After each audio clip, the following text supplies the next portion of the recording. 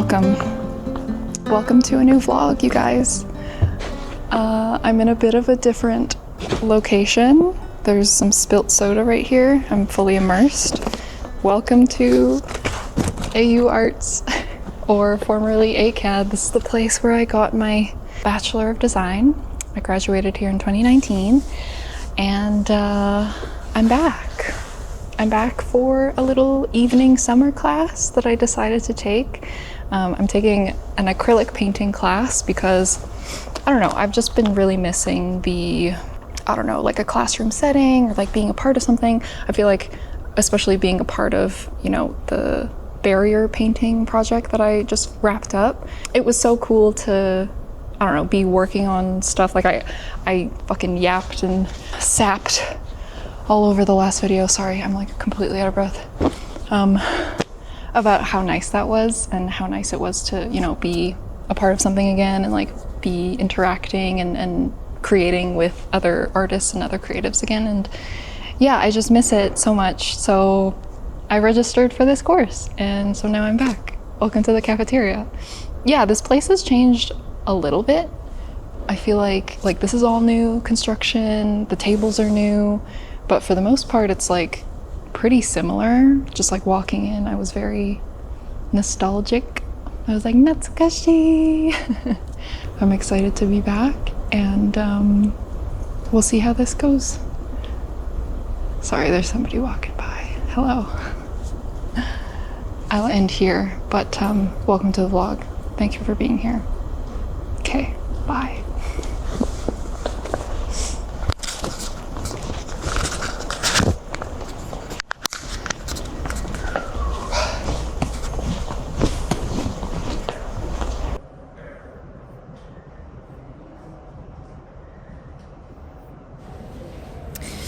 Hello. Yeah, I've come over to SAIT, which is the adjacent technology institute just beside AU Arts, just because they have food. I got myself a Subway. But yeah, holy moly, walking around here, walking around ACAD. I'm just going to call it ACAD because that's, you know, it rolls off the tongue better, and that's what I knew it as basically for my entire career there. Yeah, it's crazy to be back here. I'm like observing so many feelings. Firstly, like nostalgia, you know, it's cool being back here like so many years later. I graduated, I think I said this, in 2019. So I started going to ACAD in 2015, so that's a full ass decade ago. Which is crazy. And like, I don't know, walking around, like you get memories of, you know, what school was like back then and what I was like back then, and it's so long ago, and I just think about like how much I've changed, and it's really cool. It's cool to be back and be able to kind of experience the school again, just like with different perspectives and more understanding, and just like being a completely different person just in general. Yeah, so it's weird. It's a weird kind of contrast, I guess, thinking about how I was then versus now. And I can see myself kind of like maybe similar to how I was, you know, when I went to Japan in 2023, how I kind of observed in myself a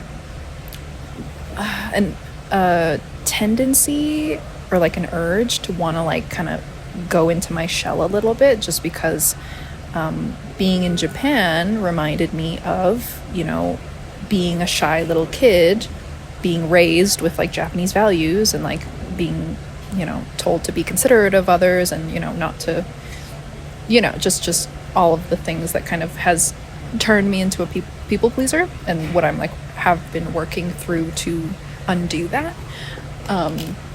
In that same way, I'm kind of seeing or like feeling a little spark of like, I used to be so like terrified here. I was like so shy. I was a good student, you know, I was keeping my head down, you know, just trying to get my career started and yada yada. I had no idea what I was doing, all these things, and being able to come back and, you know, having been through that and having now been out of it and, you know, being so much more myself and confident in myself and who I am and all these things, and such a deeper, much more deeper understanding of life and my life and everything.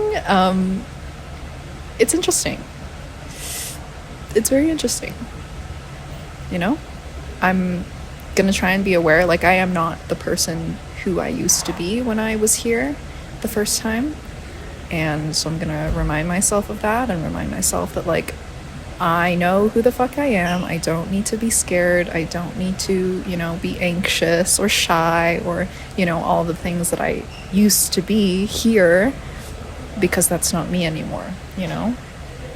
Yeah, we'll see how much I'll be able to, you know, document while I'm in actual class and stuff like that. But yeah, I will keep you guys updated. I'm very excited to begin. And I'm very excited for this new little chapter to learn and grow.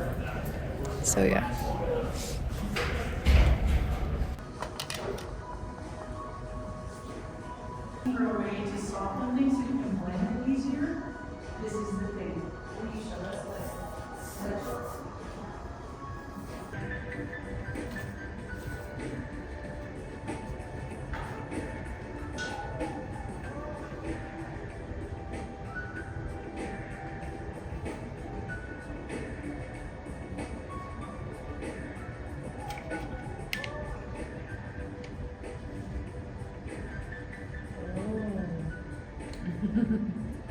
See?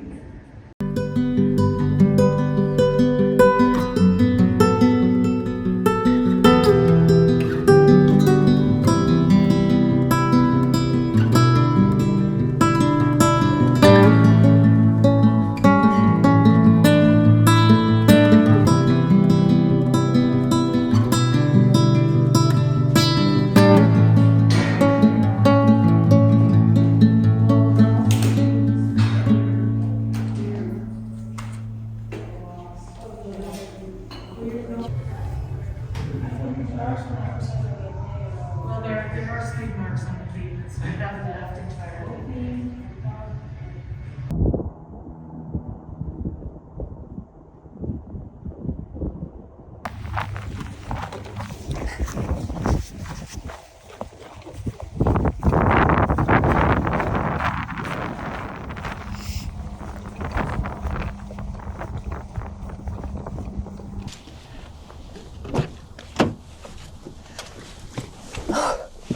Hello. Sorry, I just had to do the staged, like, getting in my car shot, even though I came here and set up my camera and all that. Sorry it's so dark. And sorry, I'm also filming with my front camera. But I gotta go home. It's late. It's 9:41. And I'm going to very safely go home and also chat a little bit to you guys, as I do. Yeah, that was lovely. That was super fun.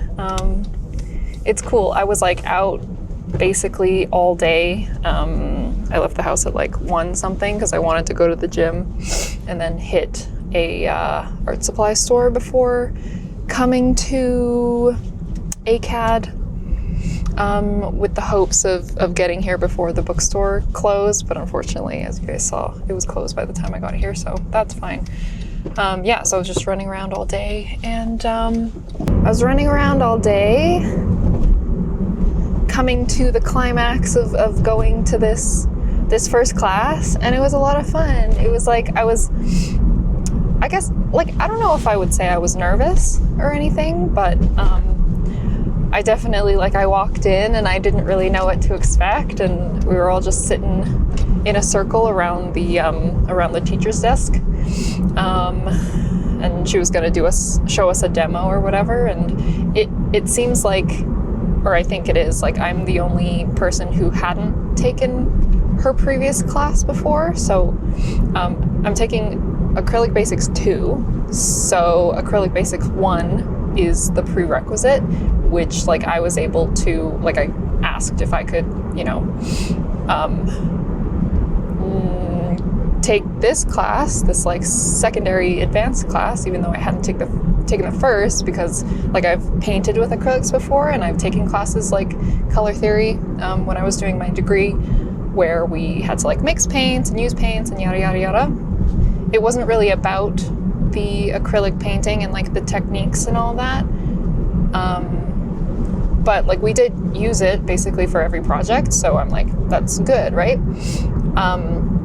And yeah, I feel like just seeing the things that we covered today and seeing the things that, you know, we're going to be doing for the rest of the class and during the course, it really makes me realize like how little I know about painting, like the actual medium, you know? All I really know is what I've experienced, and that's not much. Like I've never used mediums before. I don't even know what the fuck a glaze is, you know? All these things that seems like the professor or whatever like really knows like the back of her hand, and that's like so cool. She was saying like, you know, I just paint all day and like I just want to fucking paint all the time, blah blah blah blah. And I'm like, I'm trying to be like that, you know? That's how I'm trying to be. So it's really exciting to be able to be around somebody like that and to be able to learn from somebody like that, and even like the other students and stuff like that. Like it's a range of, you know, people just learning to paint for the first time and, you know, took the first course and then now they're taking the second one, or, you know, more advanced seeming. I don't know. We'll see what everybody's work looks like, but you know, people who have been doing art for a long time and just want to get better at like the painting side of things, or like learn colors better, or, you know, it's really cool. I'm buzzing, you know? I'm excited for the rest of it. I'm excited to start to get into the actual painting, because yeah, this first week we're just like mixing colors and doing a color chart, which is cool because the color theory class that I took in my first year of ACAD, my first year of my degree, it was like so fucking specific. I didn't do well on it at all, because like you literally had to mix the colors to like exact increments, like very, very, very precise. Whereas this, it's more about just like mixing the colors. Like it doesn't have to be exact, just mix a purple or whatever. And then try it with another layer, or try it with a medium, or try mixing like white in it or whatever. And it's like, it doesn't have to be exact at all. Like even the application or whatever doesn't have to be exact. Versus when I was in color theory, it was like, you know, you had to use like tape and stuff and have like super hard edges, and you know, it was very, very precise. And like during class, you guys saw I was just like literally drawing these fucking squares myself and not measuring it out because I didn't bring a ruler. And you know, it's cool, this attitude of, you know, just whatever, just do it. Just fucking, it doesn't have to be perfect. Just get it down, have the experience, and learn from that. Is very different from my experience going through like the design program or whatever. When I was at ACAD, it's very precise. There are a lot of rules. It needs to be perfect. You know, you're aiming for perfection. Sorry, there's a truck behind me, and I don't want it to be behind me. But yeah, I'm happy, I'm excited, it went well. It'll be 8 weeks of this, 8 classes. I don't think I'm gonna be able to go to at least one of them, but I'm excited for the rest, and I'm excited to do my homework. Which is so strange. This is such a strange thing to say. I guess just, you know, having experienced a full course load and a full you know, just being just so fucking tired and dead the whole time I was, you know, doing school the first time around, and now being able to come back to it and being able to actually enjoy it. I'm so happy. I'm so happy. This is so cool. This is what it's all about, you know? I'm stoked. So, yeah. I'm just gonna keep driving home, keep enjoying the happy buzz that I'm feeling, and get home and eat something. So, yeah, I will talk to you guys later on, and we'll probably work on my homework together. And I'll tell you guys a little bit more about what the fuck the homework actually is, maybe. Okay. Bye. I'm gonna focus on driving 100% now. Okay, bye-bye, bye-bye.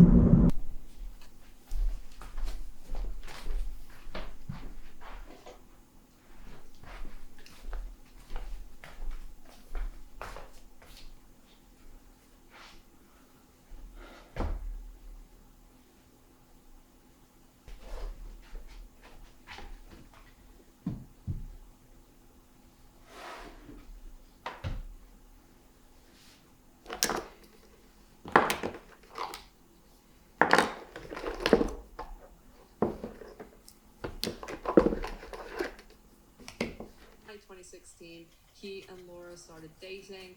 They were together for 3 months, and then in October, she has left Scientology and that Ben Foster isn't a Scientologist. So by 2021, 2022, Laura was watching 10 interviews in a row where she mentioned bone broth in every single interview. This was during 6 months or so, and really, if you look back to an improper, Foster also asked the court to enforce the prenuptial agreement that he and Laura signed when they got married on May 21st, 2018, and also asked that they determine... Hey guys, good evening. It's Tuesday today, Tuesday night. It is, whoopah! I got a Fitbit. Just got it today. Whoopah! 9:53. I haven't worn a watch in so long. I used to like always wear like a cheap Walmart fucking diving watch when I was younger because my mom really thought diving watches were cool. So she got me one, and I used to wear it all the time, and I thought it was cool as fuck. It was digital because I have trouble reading analog clock faces. And this one's digital as well, which is very nice. 9:53 p.m. Yeah, hello. It's nighttime. And yeah, I had a, full day. It was beautiful out. I went for a long walk. It was nice. Got my steps in with my new Fitbit. Yeah, did a bunch of work, did a bunch of other stuff. And for the evening, I thought it would be nice to wind down and do a bit of my homework here that we were assigned yesterday. This is what we were working on in class. And so basically what we have to do is with 6 different sets of complementary colors.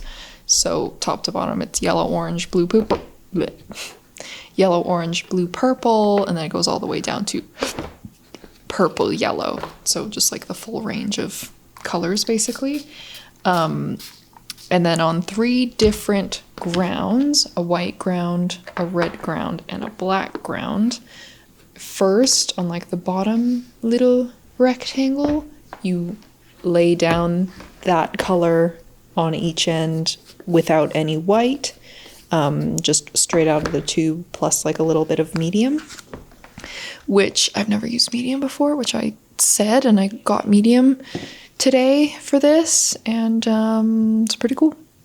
It's pretty cool. It basically, like, I didn't know this, medium is like, it like extends the life of your acrylic out of the tube. So like acrylic is a bunch of chemicals and stuff that is basically like bits of plastic that bind together, and that's why it makes like that plasticky film when it dries, when the water dissipates or whatever.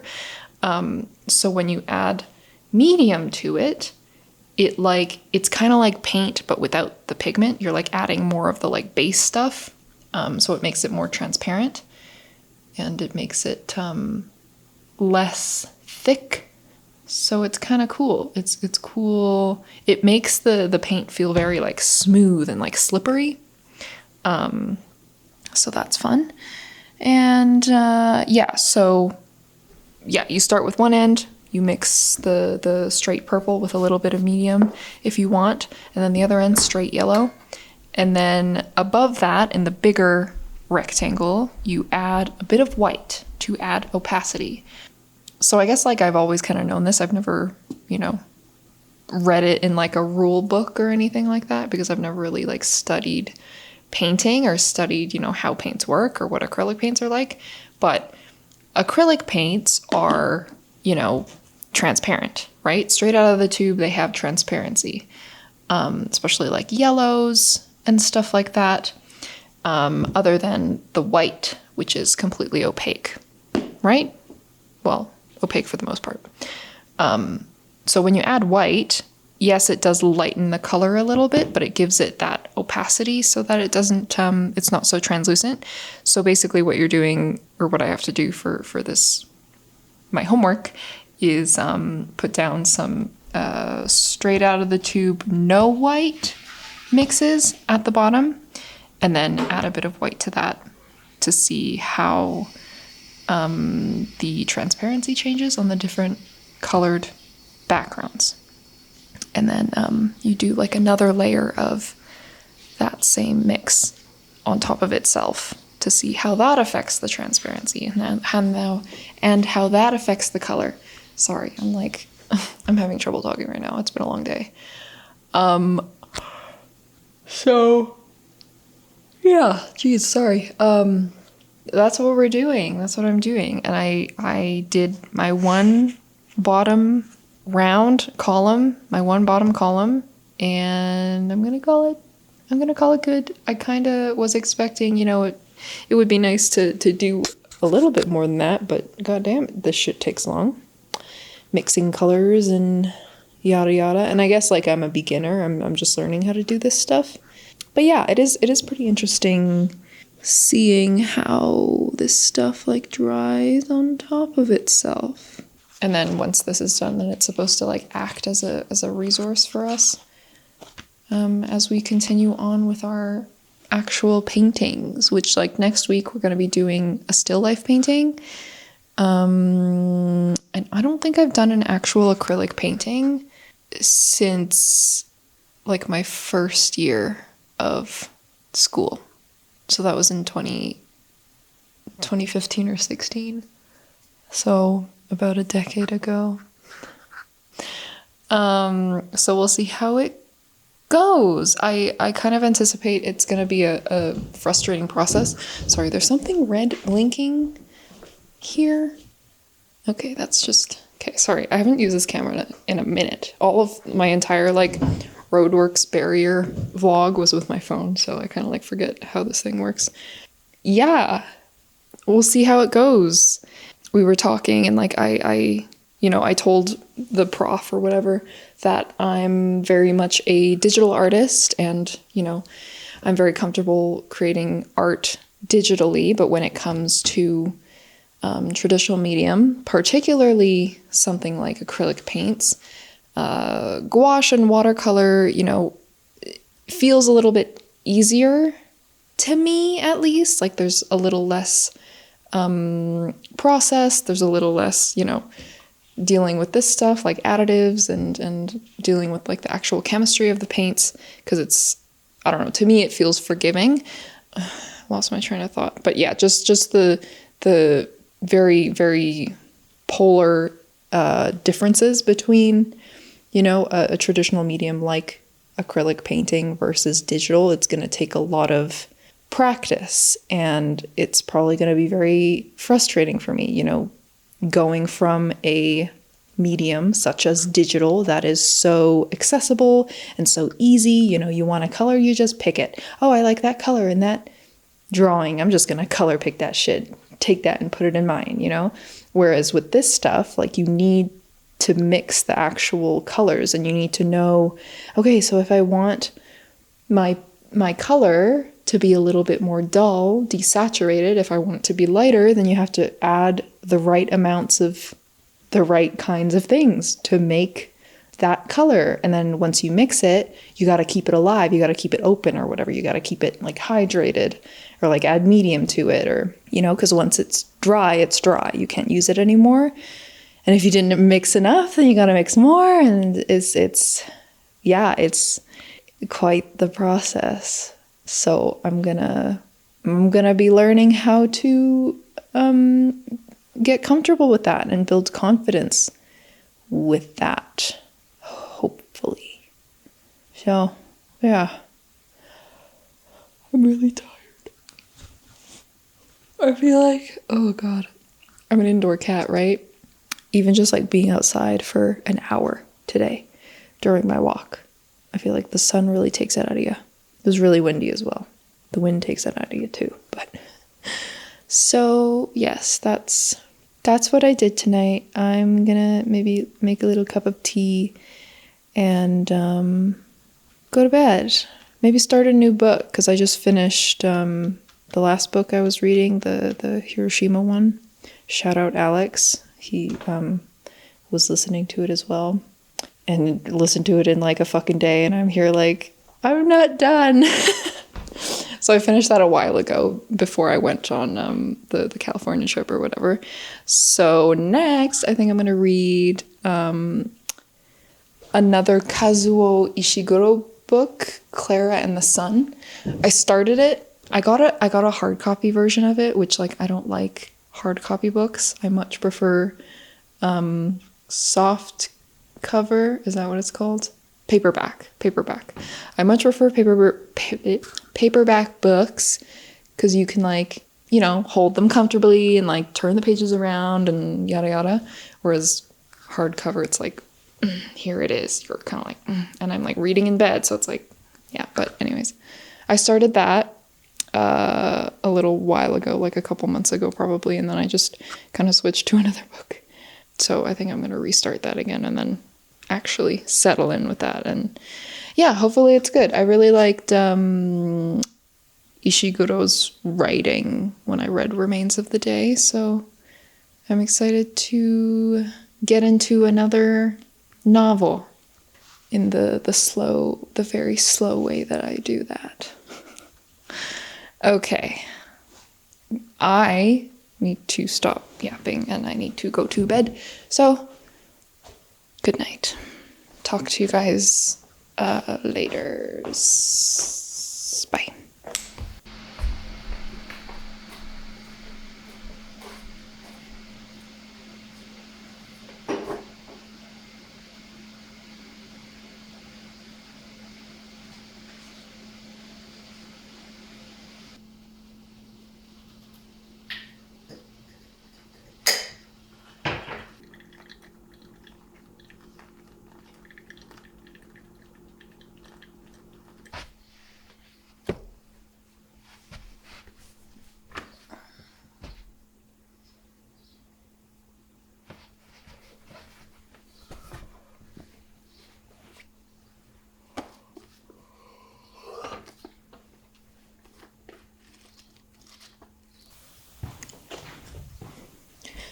Okay, good morning. Hello.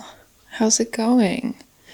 Today's Thursday, and I don't have much on the go. Well, I feel like there's always, things that I can be working on, or like certain work tasks that, I have on my plate or whatever.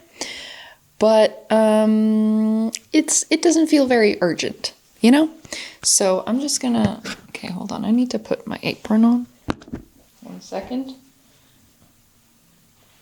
I was painting with you guys saw that last clip or whatever. A couple nights ago, I was painting with my big oversized gray crew neck the other day. And the sleeves are so like big and stuff. I had them rolled up So like I didn't expect, and I was wearing my apron, I didn't expect to get any paint on myself, but I guess like when I was reaching over somewhere, like my big ass sleeve like dipped in some paint, and I got some purple paint right under my arm area on that sweater, and that's not going to come off, I don't think. But it's fine because it's like, it's hidden, right, when I put my arm down. So yeah, learned my lesson, not going to paint in anything that I semi care about.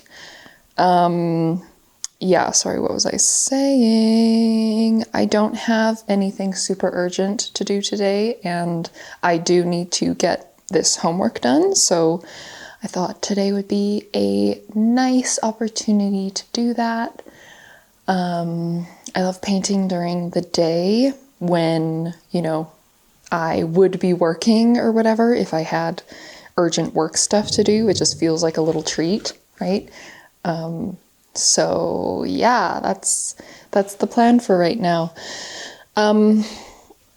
Looking at this first row that I did, I feel like I maybe did it a little wrong, or like, I think maybe I didn't add enough medium to the like white mixes on top, because it just looks very opaque. And the effect is supposed to be like the one layer is meant to be, you know, more translucent than the two layer, obviously. But the only place where that comes through is the one step purple yellow on the white, because I remember that I mixed a little bit more medium into it. So of course, if there's more medium, it's going to be more translucent. So the effect comes through a lot better. So yeah, there's a lot of variables that I'm kind of figuring out. So I just need to be careful to mix a consistent amount of medium into each time that I, you know, lay down paint and stuff. When our prof was doing the demo, she just like mixed the paint, took a little dollop of medium, mixed it into the paint, and then put it on her chart. But obviously, like, she paints all the time. She knows how much medium to grab. And it seemed like she was grabbing a lot, but in my mind, I was like, I don't want to grab that much, because then it'll like really dilute it. That's a lot of medium to put into like a little bit of paint. But I think that's kind of the point, or like that's how you get the effect that we're trying to do here. So yeah, I feel like this bottom row, you know, is it was a learning opportunity, and now I can move forward with the rest of them kind of knowing how stuff works a little bit better. So yeah. Also, it's a hat day.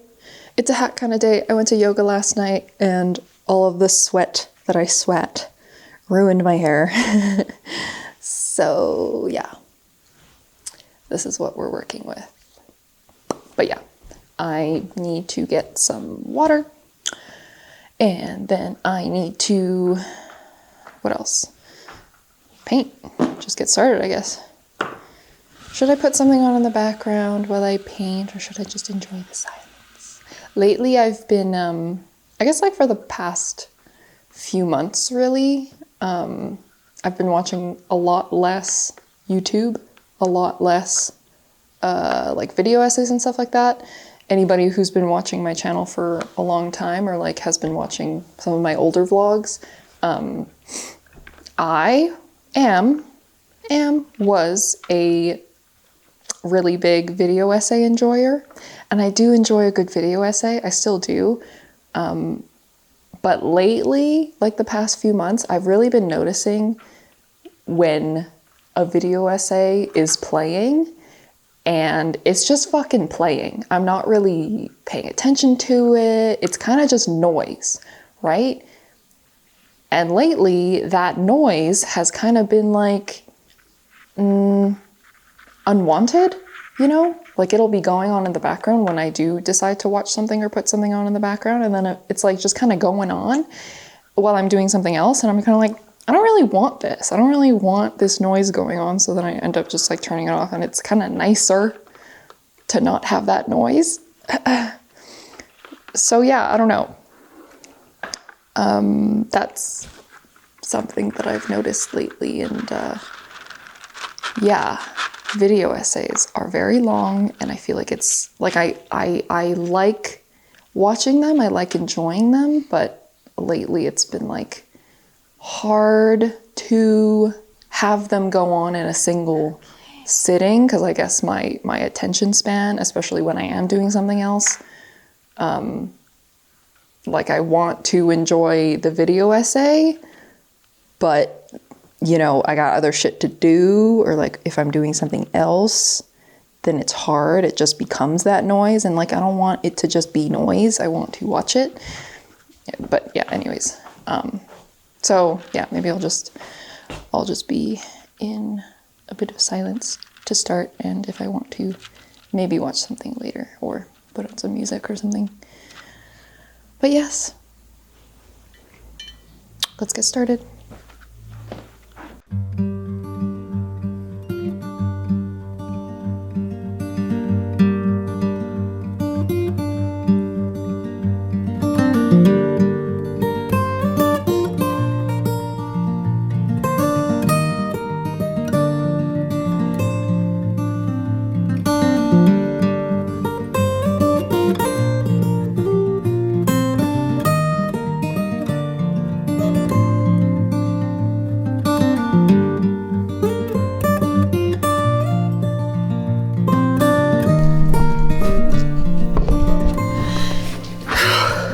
Okay, hello.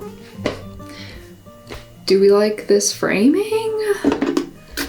Why is this always such a struggle? All right, let's try there. And my focusing is gonna be weird as it always is. I'll be quick, sorry. Yeah, hi. I am about to leave. It's later in the day. I painted some more. It's really hard recording yourself, you know, do art when the art that you're doing is not just like a single material or digital or like a dry medium. I found like trying to record myself while I was like mixing paints and fucking, you know, making sure the paints aren't drying out and making sure I'm using the right colors and saving the right colors to mix into different colors and blah, blah, blah, blah. While recording, it was a new kind of challenge. And so, yeah, I just recorded myself doing that first row. And then I did another row afterwards, just on my own. And it was nice. It was lovely. I feel like I'm getting the hang of, you know, mixing paints and getting comfortable with the medium again. I haven't used acrylics like properly in, like I said, 10 years. I feel like I've said that lots of times by now. But yeah, it's been a fucking minute. So I was a little bit worried about that, but it seems to be going smoothly enough. We'll see how I do.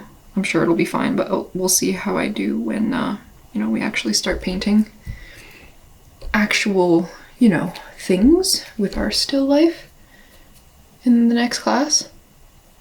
But yeah, I'm getting ready to go outside of the house. I'm gonna run around. I have been notified of all of the locations of my barriers that I painted, that I recorded the process of me doing all that in the last video. So I know where they are. They're kind of like sprinkled around downtown-ish. And then I'm meeting some family and friends for like a little film screening, this like short film documentary thingy screening at a brewery. So I need to be there at a certain time. And before the screening is a run. So that's why I'm like kind of dressed like this. I'm gonna wear this hat. Because the film is about like a guy who goes on like 100-mile run or something with his dog. Yeah. So yeah, they're doing a run first, and then afterwards we're gonna watch the film and then, you know, drink beer and eat pizza and all that good stuff. So yeah, I have to be there by 6:15, and right now is almost 4, so yeah, I just gotta get ready real quick and then go. There's 3 locations that I need to hit, and I'm figuring 30 minutes per location will be plenty. But I also want to hit up an art store that's kind of around there on one of the streets that I'm going to, that my barriers are on, because there's an art store that's closing down that's like probably one of the best art stores in the city, like independent art stores. And yeah, they're closing, so they're having a closing sale. So I just want to go and check it out and see like if I'm gonna need to buy more acrylic paint or whatever, because my paint tubes that I'm using are, you know, I don't know, there's like 25% left of some of the colors. So I do figure that, you know, I'm gonna be needing to buy some more at some point. And yeah, my prof recommended a different brand for me to buy, because the ones that I'm using are golden. And golden is like, I feel like that's kind of the standard for artist acrylic paints, and it's kind of like the most expensive as well. So that's what I had to buy for my color theory class when I originally bought them. But now that, you know, it's a little bit more open, and you don't need a specific brand, I'm gonna see if I can grab some M. Graham is the brand that she likes to use, and she said it's more affordable, but the colors are just as good. So yeah, hopefully I'll have time for that as well. So that's the plan for today. Okay. Let's go. Hat on. And already then. Ready. Let's freaking go.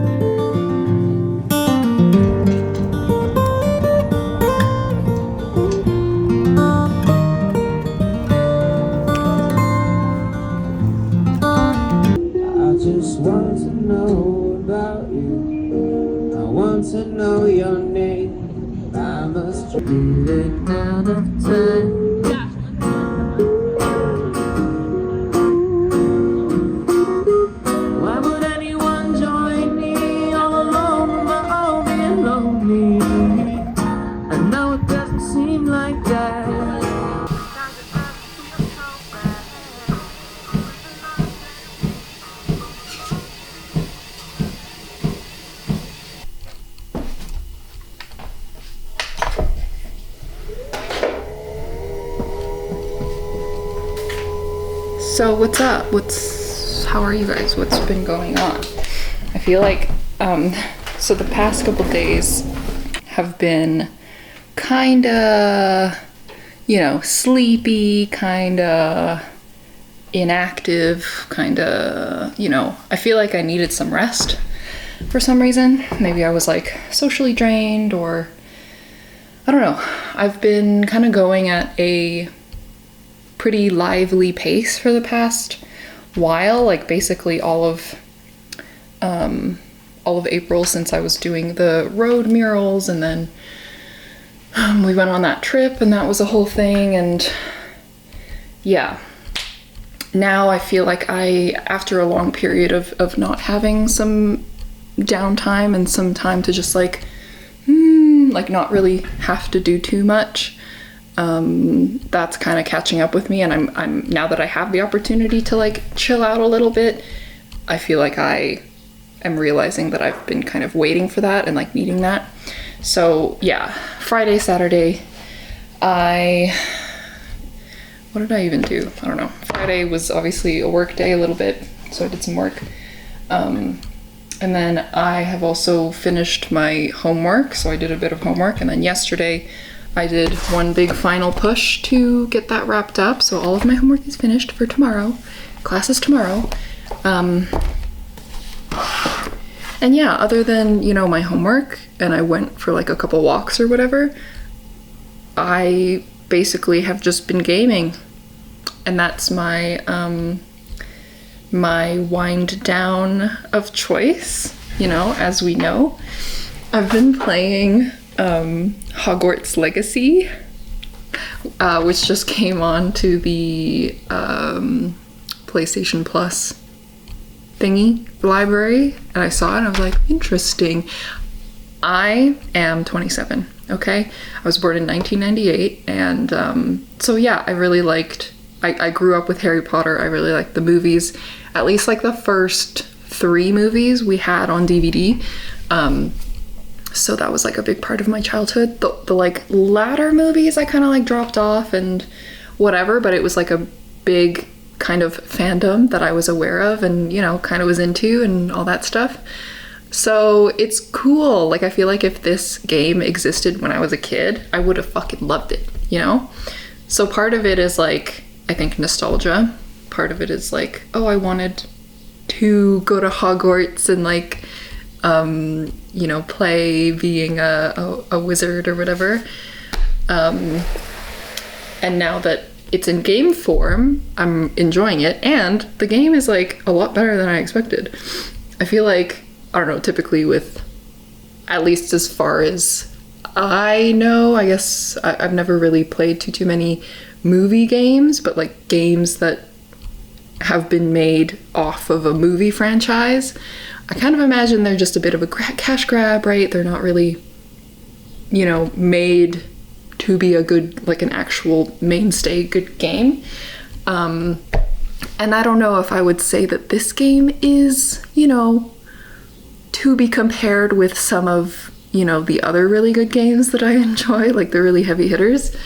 But it's fun, you know, I'm enjoying myself. I'm enjoying running around Hogwarts and doing silly little tasks and learning silly little spells.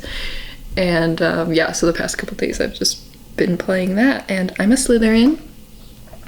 I've taken the sorting hat thingy test online a couple times, and I myself am a Slytherin, so basically when I was in the game I just like answered the questions to make myself a Slytherin because I wanted to be.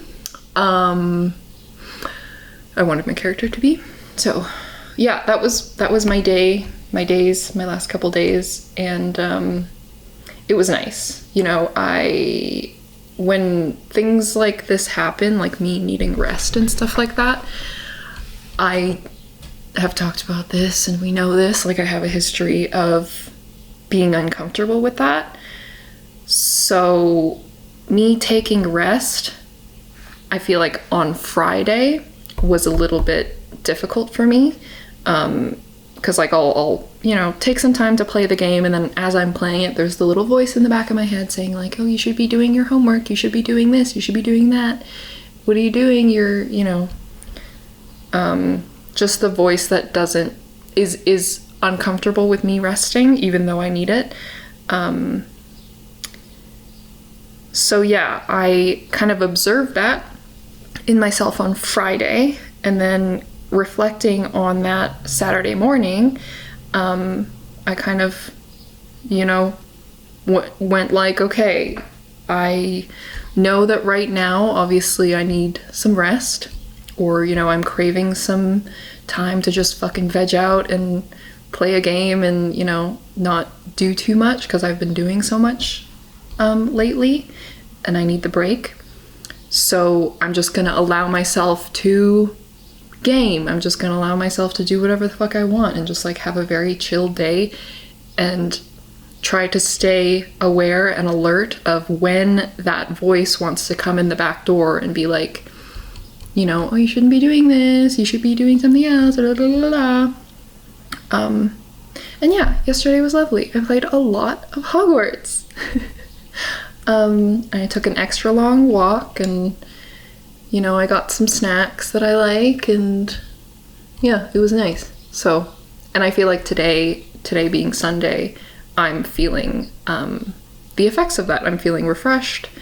I'm feeling like I can do some stuff today, or do a little bit more stuff today. I do still want to go and play a little bit more Hogwarts, just because I feel like I'm on that new game kick, you know, when you start a new game and you just want to play it all the time. And that's fine, because there is a time for that. And then there are times where, you know, you're not so in a game and you are doing other things, and that's great.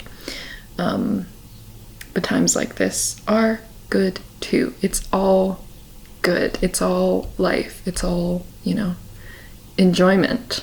And I enjoy gaming from time to time. So yeah, that's kind of the update for today. Yeah, so I'm studying Japanese right now. I've been meaning to come back to this. It's like a wa versus ga article by 80/20 Japanese. I stumbled upon this in my last Japa video thingy recap for last week, and then so I made a mental note to come back to it, so I'm doing that right now. And it's very well explained, very good so far. I'm like understanding this. This person who writes these articles, and he has a book as well. I'm kind of tempted to get the book. It's a little bit expensive, but it's just explained so well. I think specifically for like an English speaker, he really like relates it to how English works and how the English brain works. So yeah, it's really good. So I'm doing that, and then yeah, about my barrier photo shoot on Thursday, that really didn't go as planned. You guys would have seen. Yeah, so basically I went out a couple hours before I needed to go to that film screening thingy. And the plan was to hit the different spots and get the photos of the barriers. And I gave myself, you know, it would have been enough time before I needed to be at the thing. But so I get to the first place, and I realize it's like 4:15 on a Friday, and I realize I'm like, oh, rush hour. Rush hour exists, and they're all, you know, in and around downtown, so that would have been a fucking nightmare. So yeah, I get to the first spot, and then I'm like, oh, okay, it's really, really busy. So I park my car, and then I, you know, try and go and grab some photos and stuff like that. And the place where the first barrier is, it's like, they're all gonna be on the street, right? So where I'm trying to take photos, like they're blocked by cars unless I get a gap between cars. So I stayed there, you know, trying to shoot a little bit when the traffic was moving, but, you know, for the most part, people were stopped at a red light because it was right on an intersection.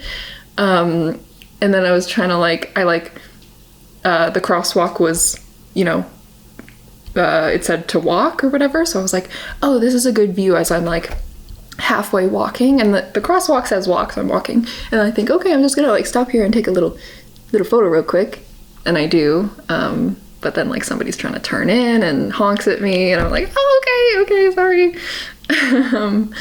So yeah, it was just a little bit chaotic, and also it was middle of the day, so the sun was super strong. So yeah, I don't know, I don't really like how those photos turned out. So I think today, because it's a Sunday, and usually Sundays are, you know, first of all, there is no rush hour, and I feel like Sundays are a little bit more chill downtown, I would hope.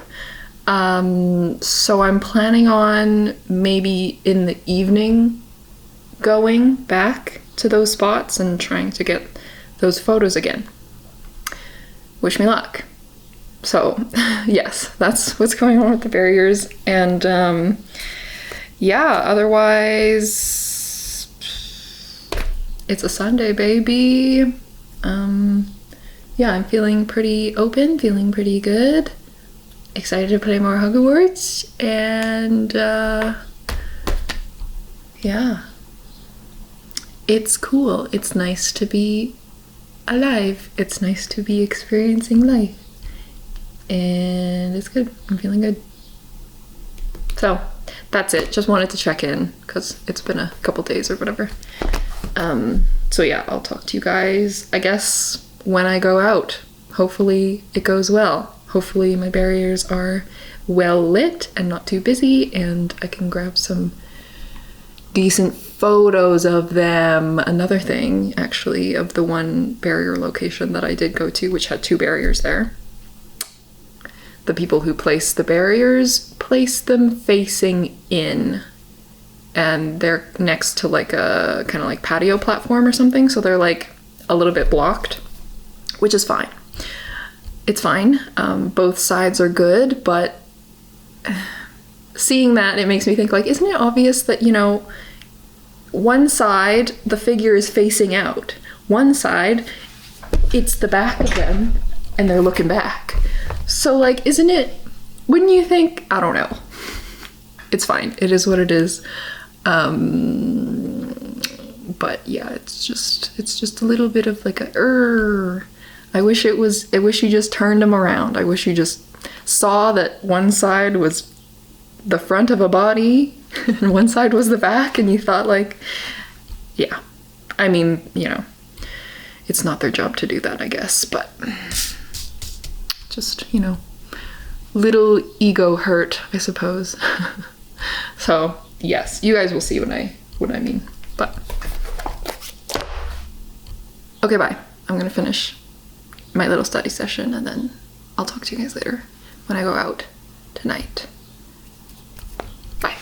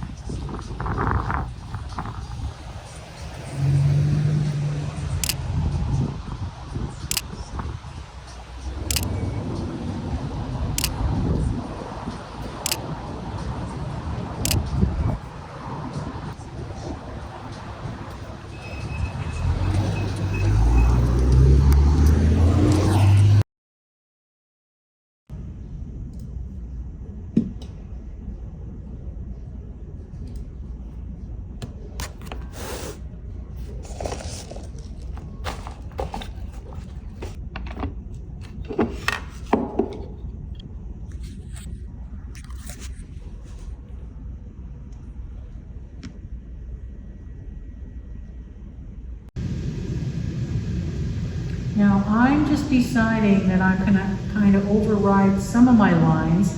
I want to keep some of them because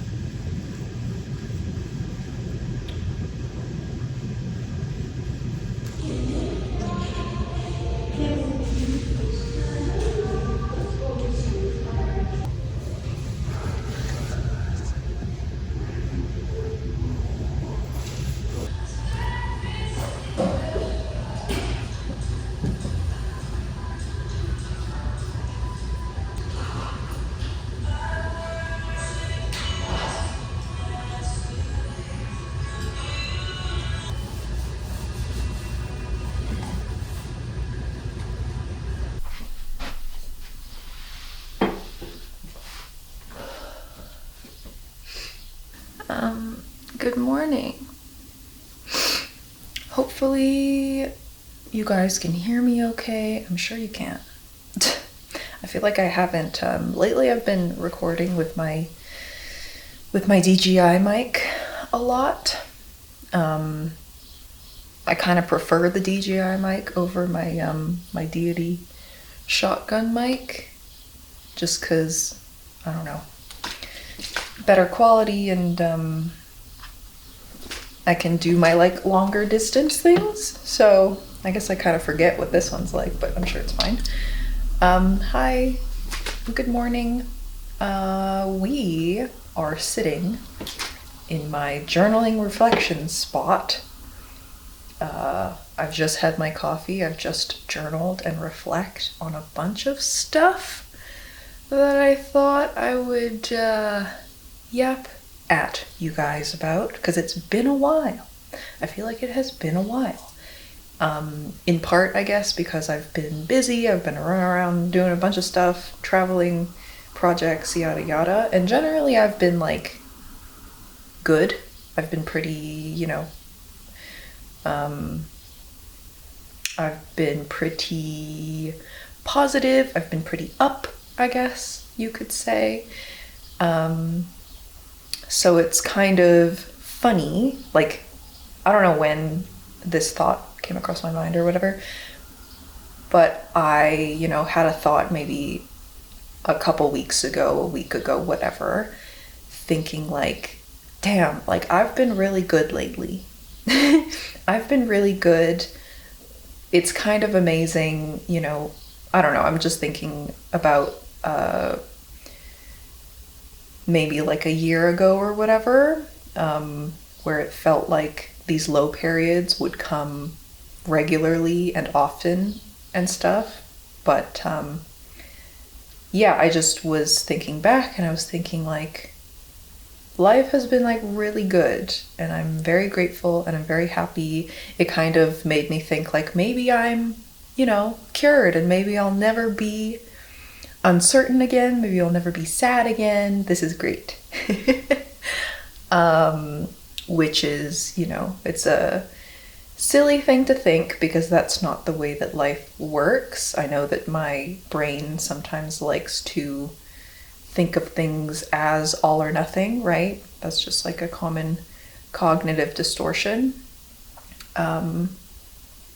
So yeah, I couldn't help but be a little bit like hopeful, perhaps setting myself up a little bit for disappointment when, yeah, I feel like the past, today's Wednesday, I feel like the past week, I guess it came to a head over the weekend. I've been going through something, going through a low, as I've been through a bunch of times before. And yeah, this hitting me now, whether it is, like I said before, like whether it is just I'm tired from all of the busyness that's been going on lately and I just like need some rest, or if it's, if it was like triggered by one thing, or, I don't know if it's something deeper. It's hard to say. This nail polish is like really fighting me. It does not want to come off. Usually I feel like it's easier. Anyways, yeah, I don't know what it is, but I'm here now. And so I've been kind of reflecting on that. Yeah, like I said, over the past few days, starting on the weekend, I've been, more susceptible to allowing myself to, do the comforting things that are kind of my pattern when I'm feeling a little bit low, and feeling low makes me feel uncomfortable. So I kind of find myself gravitating towards these things that comfort me, like binge eating and snacking and playing games and watching shows and, just generally doing the like, I don't know, brain rotting, mind off type activities. Just in a way to, as a way to, avoid feelings of discomfort, just, basically putting anything in front of you to distract yourself. And yeah, so I've been observing those kinds of behaviors in myself lately again. And like I said, thinking about just a couple weeks ago when I was thinking like, wow, I'm doing really well. And looking back and not really seeing in the forecast this low, it's a little bit frustrating, right? Like I can feel myself being frustrated with myself that I'm here again, right? But, you know, I know that it's just the way that fucking life works. You know, there's going to be the highs and there's going to be the lows. What goes up must come down, right? So I can't be frustrated with myself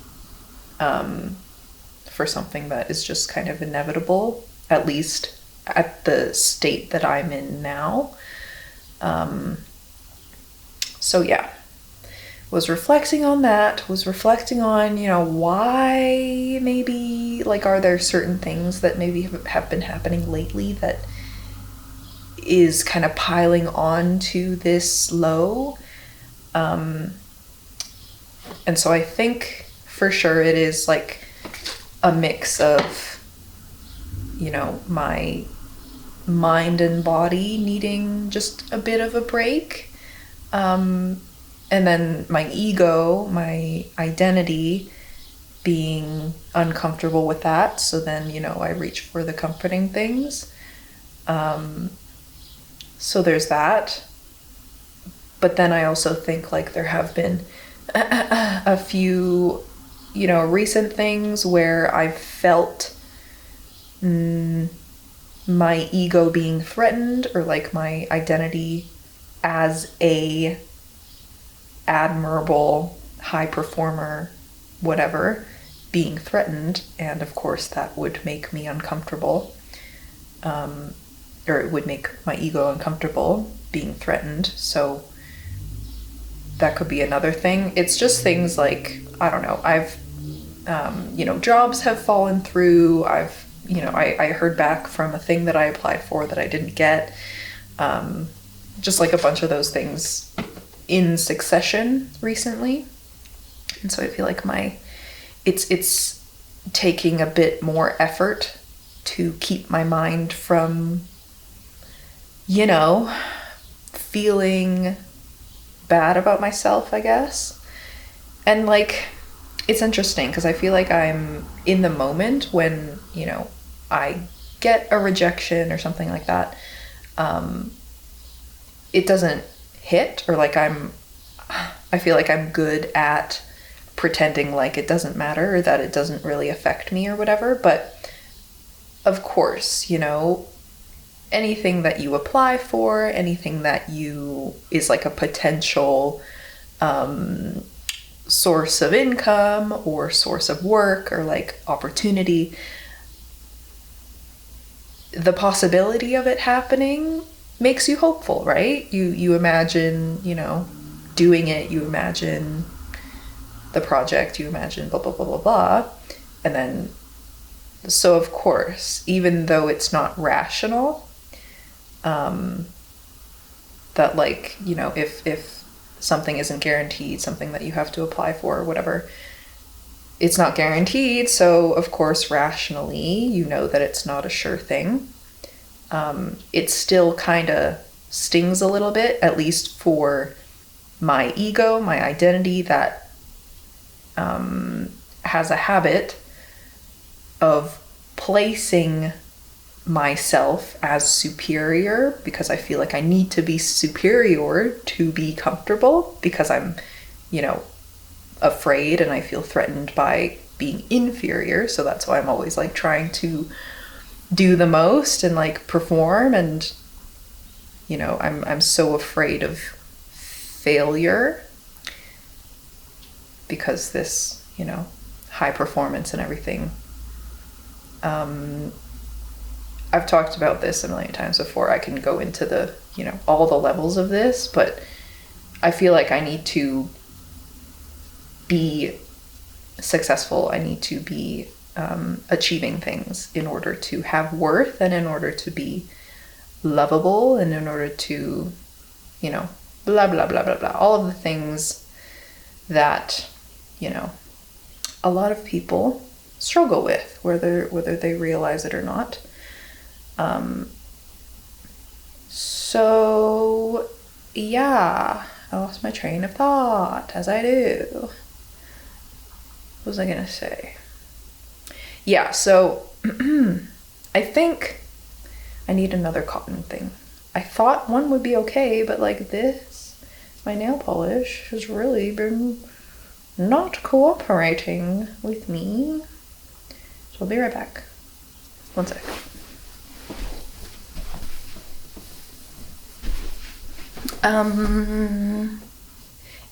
It's funny, you know, I've been thinking lately, I feel like I'm currently in a state of like hiding a little bit, which, you know, I've been through time and time again, and I go through this every once in a while. Like, it particularly is evident through like my social media presence and stuff like that. Like, when I'm feeling good and I'm feeling, you know, ready to be seen and all that stuff, I'll be posting and I'll be feeling like posting and yada yada.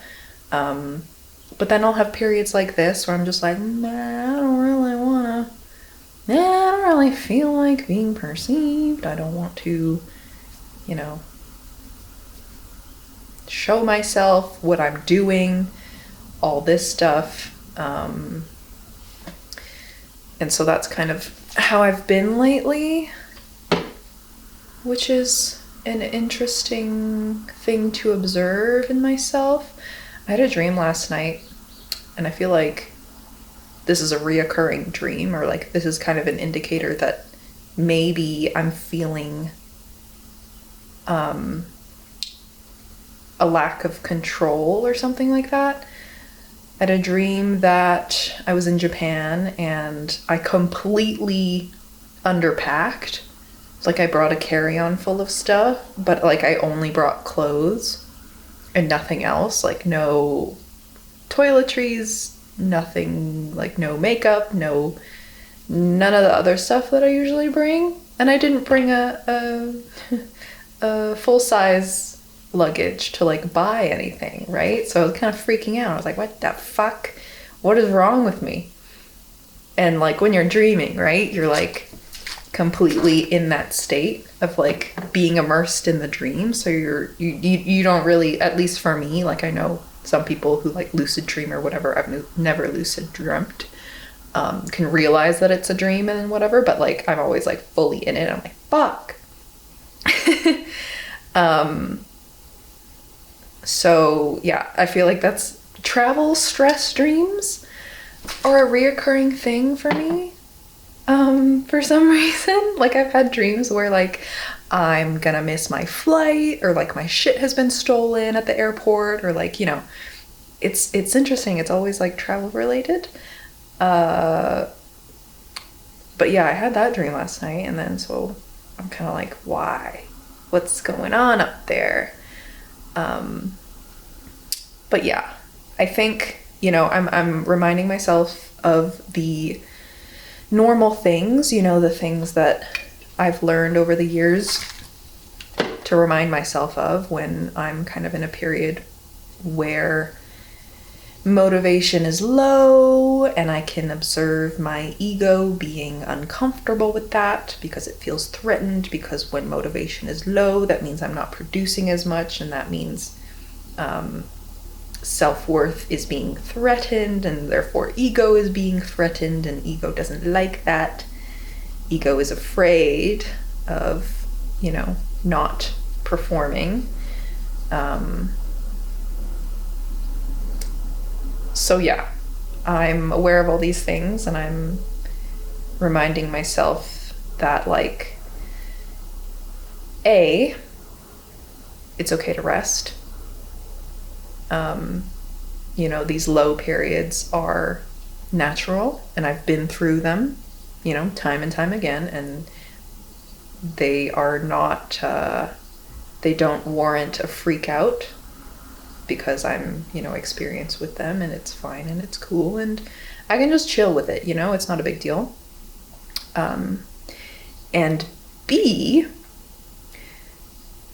these low periods are the times that challenge me and kind of remind me that like, oh yeah, you know, this is the way that kind of like my brain is wired, and this is the way that I tend to act in periods of discomfort. So when things are all going good, when things are all like cool, like I was reminiscing on a couple weeks ago or whatever, then I don't see any reason to delve into things like this. I don't see any reason to kind of audit my behaviors or, you know, observe them in any special way because things are going good. Why would I? So times like these really bring to light reminders of like, okay, I'm still struggling with the things that I've been struggling with for basically my entire life. And these things coming to the forefront now and kind of coming face to face with the discomfort of like looking that in the eye, I can observe that like my tendency and my pattern, my ego wants me to turn and run away and, you know, lean into the comfortable things. But I know that it's in my power to hit pause and be like, okay, wait a second. We've been here before, you know? I don't have to just fall into the same patterns that I have always fallen into. This is an opportunity for me to grow and to change something and to do something slightly different this time. I'm not saying that, you know, in these periods I need to, you know, suddenly become a different person, because that's a very hard thing to do all at once. It's just like the little steps that gradually, and as I have been doing for the past many years of self-reflection and therapy and, you know, becoming aware of all of this stuff, it's just noticing the patterns, noticing the automatic tendencies that, you know, sway towards comfort, because human nature, the nature of the ego is to go towards what's comfortable and what's certain. And what's comfortable in times like this has been to, you know, just fucking binge things and, you know, make myself comfy and not think too hard and not challenge the my normal patterns, or like challenge why I'm uncomfortable right now, or like challenge the discomfort itself to see that it is just discomfort, that it is just a feeling, and that it's something that can be, you know, stood up to courageously, right? You need to have the courage to look at whatever's making you uncomfortable in its face and seeing it for what it is. It's just it's an illusion, you know? The fear, the anxiety that you feel, it's all in your mind. It's your mind making up these like crazy, frightening things to keep you comfortable and to keep you safe. But they're not real at the end of the day, right? There's no real threat. Yeah. Which in my case would be, you know, being rejected or being criticized or being seen as not admirable, not even like seen as bad. It's not even to that extent. It's just seen as not the best.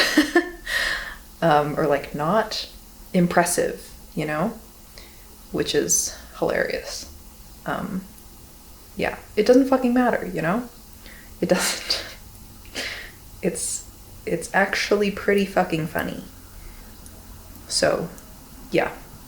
I know that in the past, like things like this, you can either see them as like the most, you know, serious, detrimental things in the world. Like, oh fuck, here we go again. This shit stinks. Like, I'm in a low again. This fucking sucks. Life is shit. Which, like, I've been there before. I know that it can be that way because I've been there before. Or, you know, with all of the work that I've been doing, with all of the time that I've spent paying special attention and like noticing everything and being aware and alert within myself of like how my ego's trying to act and how my ego's trying to convince me that like this fear is real and we need to go back to safety immediately. You can see it as the worst thing in the world and take it so fucking terribly, or, you know, with enough practice and with enough taking yourself out of the terribleness that your ego wants to do, that your ego wants to turn into like a catastrophe, it wants to catastrophize, you can also see it as just like not so serious. You know, what's so serious in this moment that like I need to be so caught up in, that I need to be so negative about? Nothing, right? It's just a fake fear of, you know, being seen as not admirable, or, you know, the thing that my ego is afraid of. That's just made up. It's just like, oh, what if this? What if that? I'm scared of this. It's not real. It's just imagined. It hasn't happened yet. So of course, like, there's nothing to be coped with yet. It's all just, So being able to take myself out of that and seeing it for what it is, it's like, okay, I see what's going on here. It's my ego again. It's, you know, she's freaking out again. And like, I see that we've been through this so many times. So like, I don't need to go along with her freak out. I can be over here and be like, all right, it's fine. Like, I'm going to let myself take the rest that I need, but also stay alert and be aware of when that rest that I think I'm taking is just an avoidance of feeling discomfort by leaning into the brain rot activities or whatever. So yeah, that's where I'm at, and that's where I've been feeling what I've been feeling, and it's good. I'm glad that, you know, I've been kind of made to be aware of this. Because yeah, the past few days or whatever, I've been kind of teetering on the edge of like, oh, something's going on in here, but maybe if I take a couple days to just rot, and like indulge in my comforting activities or whatever, maybe it'll be okay. But of course there is an aspect of like succumbing to those rotting activities that are comfortable in the moment. They kind of make you feel bad because you don't want to be doing that for more than, you know, a moderate amount of time. Like, you don't want to overdo it. It makes you feel bad. It makes you feel like, oh, I don't want to spend my precious moments doing this. You know, I want to be out there. I want to be, you know, experiencing life. So there's a balance, I think, you know, and I feel like you can tell when it starts to become a coping of something that isn't even real yet, or may not even become real, when you're not even enjoying the comforting activities anymore. They're just kind of like, you're just kind of like, ugh. And they're just something that you're doing to keep busy, to keep distracted. So yes, I'm here now. I've come to the point after, like, you know, my little like weird period of denial and comfort, or trying to comfort myself. And I'm here now, and I feel ready to go on with my day. I feel aware of what's going on here. So what I, need to stay alert with as I continue through this like weird low period that eventually I will come out of. While I'm in the low period, yes, I will be, I will make sure to be kind to myself and give myself what I need and stuff and not push myself too hard. But I'll also, use this as an opportunity to practice challenging the discomfort and feeling the discomfort when I feel it and sitting with it instead of immediately running away to something that makes me feel good, like, the gaming or the snacking or the binge watching, whatever. That instant hit of dopamine. It's an opportunity. It's an opportunity. You just have to be alert enough to notice it and brave enough to face it when it comes. So, yes, I'm grateful for the opportunity. I really am.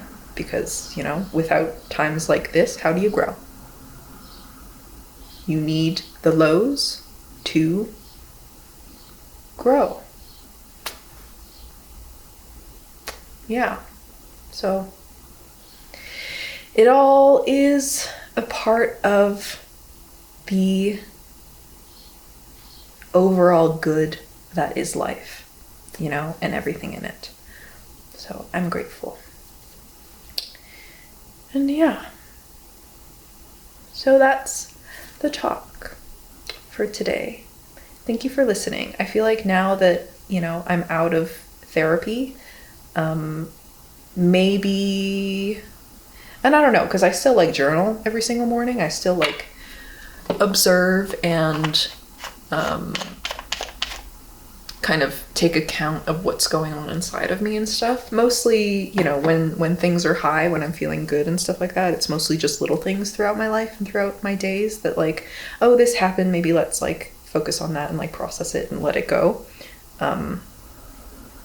So it feels like there's kind of less to talk about, and that's why I stopped going to therapy, because the periods like this were less and less. But when they do come, I feel like being able to talk it out in the moment, just to myself, which is basically what therapy is. Sometimes, with prompts and insights, of course, from the therapist, but it is mostly just you blabbing. And I feel like I'm at a point now, and I've been through enough therapy and enough self-reflection and enough consuming knowledge and insights that I can kind of self-advise or self come to specific things, which therapy as well, it's the person going to therapy that comes to the things themselves. Your therapist can't work through your own shit for you. They can help guide you, but it needs to be you who comes to things in order for it to be actual insight and actual change. So yeah, these talks, even though they are feeling they're kind of fewer and far between, just because it's a good thing, I don't need them as much, at least in my current era. They act as therapy, or a bit of a therapy substitute for me. So thank you for providing that opportunity. I guess you guys aren't really providing anything. It's me who's creating this opportunity, because I'm the one who's talking to the camera and then uploading it to the internet. But in any case, I guess there is an aspect of I'm yapping, and then people will perceive this later. That adds to the catharsis of letting go of thoughts and putting thoughts out into the world to be received by somebody else, and that other people may relate to it, and then that in a roundabout way is connection, even though it's not direct. Yeah, and that I think has become a comfort for me, or like a way that I can kind of work through and process and, you know, grow in myself and my struggles. So, for that, thank you. But yeah, it's Wednesday, so yeah, it's been a while since I've done one of my 15-minute paintings, with busyness and whatever, but today I do have time, I do have space, so I would like to do a 15-minute painting. I don't think I'm gonna like record all of it or whatever. I'll show you guys how it ends up and maybe reflect a little bit more if there are more reflections that come up. But yeah, today feels like a good day to do another one of those. So that's the plan for right now, and then I'll get on with the rest of my day.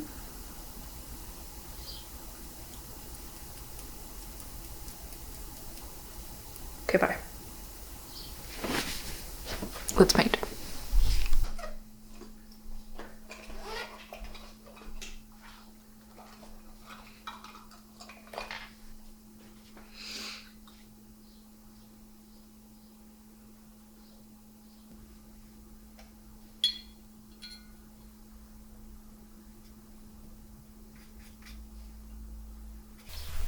Okay, so here it is. Here's the painting. Yeah, it went well. I feel like, so this is just like a visual that pops up in my head as I was like journaling and as I was talking about like facing your discomfort and stuff like that.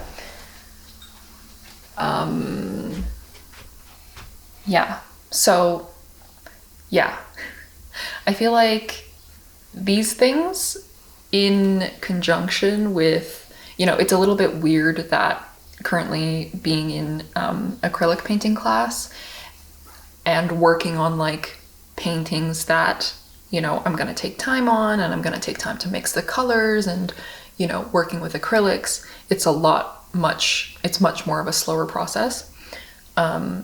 So I decided to use gouache for this just because gouache is quick, and I have this old palette that just has a bunch of colors sitting there that can be reactivated with water, so it's very quick. Yeah, I decided to use gouache, and doing this like quick whatever painting just with a visual idea that popped into my head, in contrast with, like I said, the more proper paintings that I'm trying to like make nice and make, you know, aesthetically good and like study and practice. I was thinking like this kind of thing and this exercise is a really good opportunity for me to use art to explore certain ideas that I have. This was something that, you know, came up in therapy. Obviously, like, we talk about art, and my therapist happened to be like a very visual person and was very into like art therapy and stuff like that. So she asked me like, do you ever use art or like your creative process or whatever to explore what you're feeling, or, you know, to cope or to whatever? Like, I know a lot of artists use art as like a way to express what's going on inside, but that has never really been something that I've done. Maybe like, I don't know, growing up, art was always just like fun and, you know, drawing stuff that I liked, and then I went into school for it, so it became very serious and very like career focused, and I'm just like focused on making art that is pleasing visually and like works with whatever design prompt or, you know, whatever. So I guess I never gave myself the opportunity to explore art as a means for self-expression, I guess, which, like, in a way, like, that's what art is, right? Like, any artist that makes something, the thing that they make, whether it's like for a client or whatever, like there is a part of themselves in it, a part of their soul. They created it from their hands. So of course it is, you know, in one way or another, some sort of self-expression. But working on this today, I feel like it was and just like expanding on this idea that would usually just be like a quick little fucking doodle in my journal. It allowed me to think about it, I guess, and like break down that separation that I've kind of built up for myself between, you know, me exploring what's going on here and the art that I make, and allowing them to kind of, you know, rub up against each other a little bit.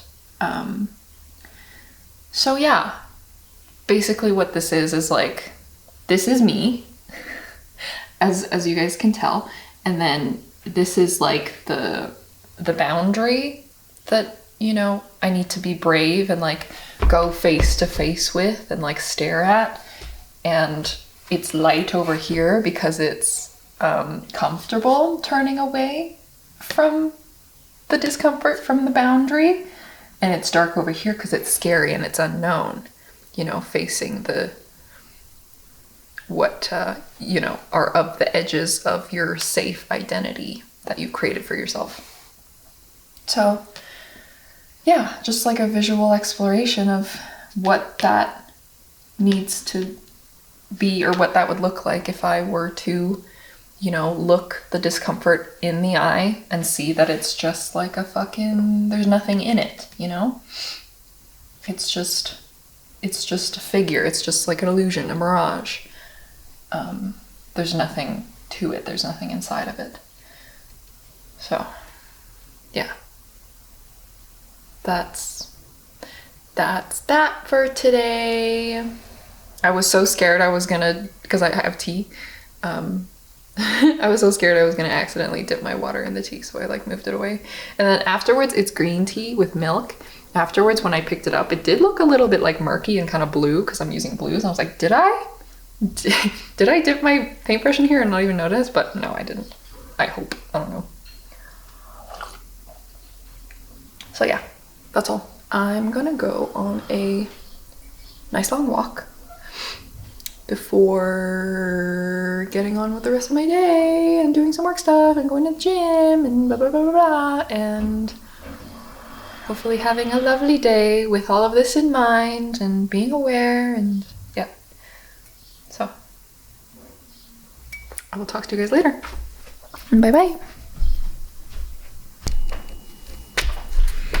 Hey, hello, I'm back. How's it going? I just went on my long ass walk, and hold on, sorry, let me get you guys settled and propped up properly.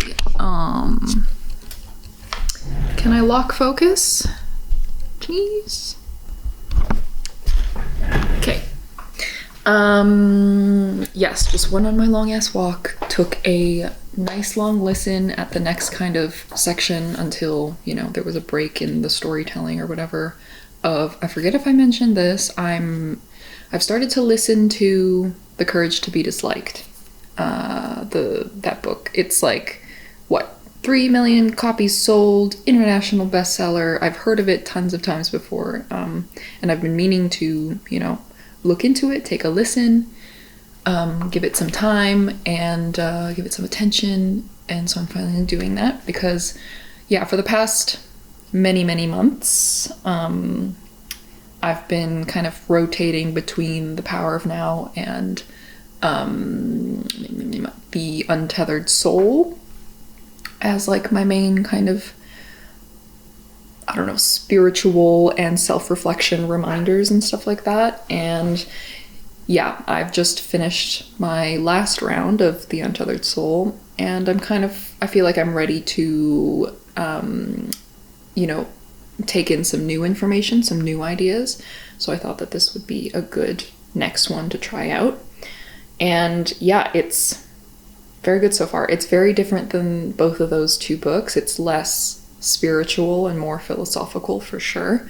more just like, you know, analyzing how people work and how, you know, interpersonal relationships are, and, you know, why we are the way that we are, and why, you know, we do the things that we do and think the way that we think, and yada yada yada. It's very good. It's all, so far at least, it's all been like told via a dialogue between a old philosopher and like a younger student, or like younger person or whatever, kind of challenging the old philosopher's ideas. And the last stint that I listened to was talking about inferiority and superiority. And I've talked about this before, and I've known this for a really long time, that I've been calling it a superiority complex. And it's interesting, like I haven't heard that term too much, but like they name it and they you know, explain it in these past few chapters that I've been listening to. And basically it's like, you know, you have a, you know, core feeling of being inferior or not being good enough or whatever, so then you position yourself as superior, or you like judge and defend and rationalize your way to make you feel superior, to make you feel okay, because deep down you're, you know, you feel inferior, or you're afraid of being found out as inferior. So like, yeah, that plays into a lot of you know, aspects of my life, like as I'm thinking about it. And I don't think about this often because it's, you know, an uncomfortable thing to think about, but like, yes, some part of a fear of being perceived as inferior motivates me to you know, do good art and only put out art that, you know, I can be proud of, or is of a high quality, or, you know, it's probably or like definitely a big part of why I go to the gym, why I take care of myself, why I, you know, try to be a healthy person. Of course, like in both of those things, both like the art and the, you know, health journey or whatever, that like fear of inferiority or fear of being perceived as inferior, you know, may be like a trigger or like a contributing factor as to why I maintain, you know, motivation to keep doing these things. But also, you know, in that process, of course, there's like the enjoyment and the, you know, good feelings that come from both of those things, and, you know, just the joy of doing something that feels good, and like growing in something, or, you know, being passionate about something. So both of those things can be true, right? But even just in stuff like, I don't know, like how you can compare yourself to others in anything, like literally like appearance or income or education or career stuff, like it's everywhere. Yeah, just like it kind of, like I said, it's everywhere. Like it informs so much of what you do and how you act. And being aware of that is kind of like, okay, right? It's like, I know that this is true because it feels very true, and I, you know, I relate to it so deeply. So it's like, what do I do from here, right? And I think, like, you know, everything that I've been working through over the past, you know, years or whatever of my life, to be free of, you know, certain limitations or whatever, or like certain behaviors or certain things in my life that I would like to change, being aware of this motivation and this feeling of inferiority kind of will be the first step to addressing that, I suppose. Or like, I don't know if it is something that can be fixed, Because then if, you know, if me thinking that like my superiority complex or my deep feelings of, you know, inferiority is something to be fixed, then that's just another thing that will make me feel inferior. You know what I mean? So it just kind of goes around in a circle. Just another thing that I tell myself that like, okay, once I figure out this inferiority complex thing, then I can be happy. Then I will be free. Then I can just live a peaceful life. But that's, you know, that's a trap. So yeah, I'm still in the process of like, obviously like finishing this book. I still have 5 more hours to listen to. So I'm very, very interested in, you know, what else is going to be said. Because already it's like a little bit. And that's cool. It's cool to find a book that, you know, makes me feel that way. Or like, you know, it's cool to be in a place in my life where I'm ready to receive certain ideas and be like, and like really relate to them, you know? So yeah, I don't know. I just felt like pulling my camera out and sharing, mostly for myself later when I'm editing this as like a reminder of what's going on right here, but also I don't know if it's helpful for you guys to hear. And then I was doing some journaling after all of this, just to kind of reflect on myself and like relate what they were talking about in terms of like the inferiority, superiority, whatever, and relate it to me in my life in my specific situations. And so yeah, I went through like a bunch of stuff, and then I kind of turned it from the lens of looking at my art, because that, like me, my life, what I do, what I want to do with my life, how I want to spend my life, the thing that, you know, I care the most about, other than, you know, the people in my life, is my art, is creativity, is creating art. So yes, I'll just read you what I wrote, because as I was writing it, I was like, damn, this is like too real. Okay. With my art, I tell myself, I don't know how to paint. I need to practice this or that. I'm not good enough yet. To keep myself from moving forward on projects that I have ideas for and want to do. Without these excuses of I'm not good enough yet, I'd have to have the courage to do them anyways. There is not a point in which I'll know definitively I am good enough now so I can do the thing and like feel completely at peace with that. That point will never come. There is no good enough, and I know that. It's difficult to believe that, I guess, with like, you know, the feelings of inferiority. There is no good enough. There is only the illusion of subjective inferiority and what actually is.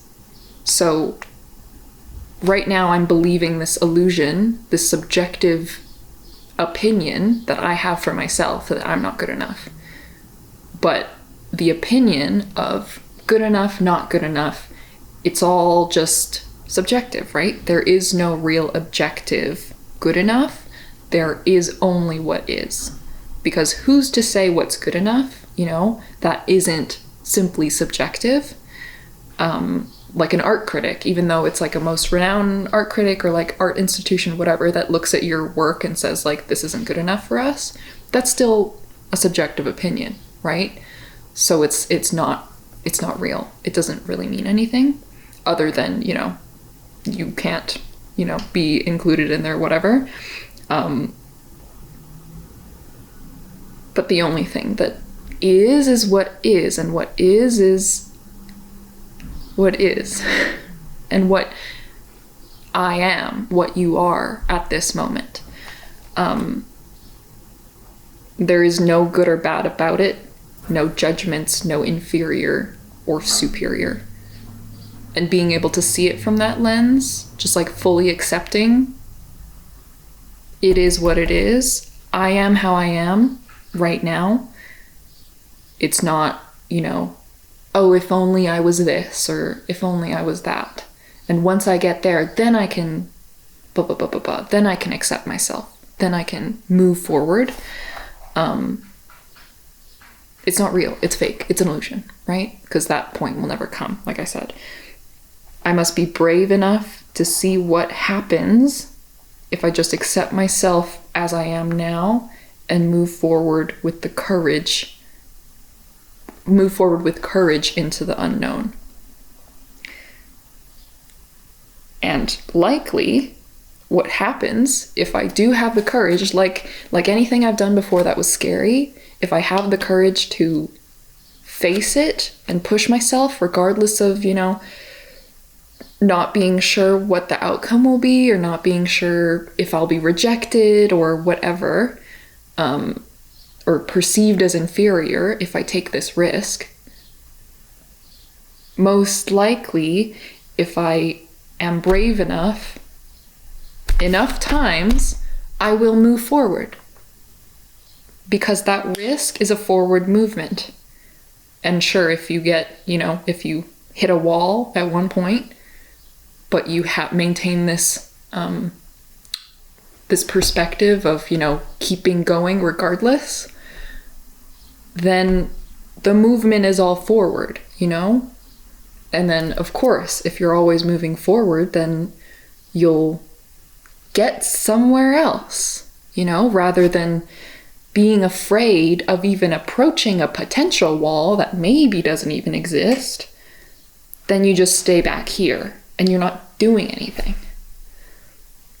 And then you just, you know, you let these illusions, these thoughts of, what if I get rejected? What if I'm not good enough? Blah, blah, blah, blah, blah. That you use as excuses to not do anything, then that you'll just stay there. And then that's, you know, it's like the fucking posters in like the kindergarten. That's like, girl, that's so true. It's like you miss 100% of the shots you don't take. Right? It's true. So, yeah, sorry. I didn't mean to like get so like about it, but like it's I'm just like, you know, I'm feeling it. It's cool. So I just wanted to talk about it. I just wanted to get it on camera so that it's, my feelings right now are documented, and then, you know, because it's easy to forget stuff like this, you know? Tomorrow, or like the next day or whatever, I can forget that I even felt this way.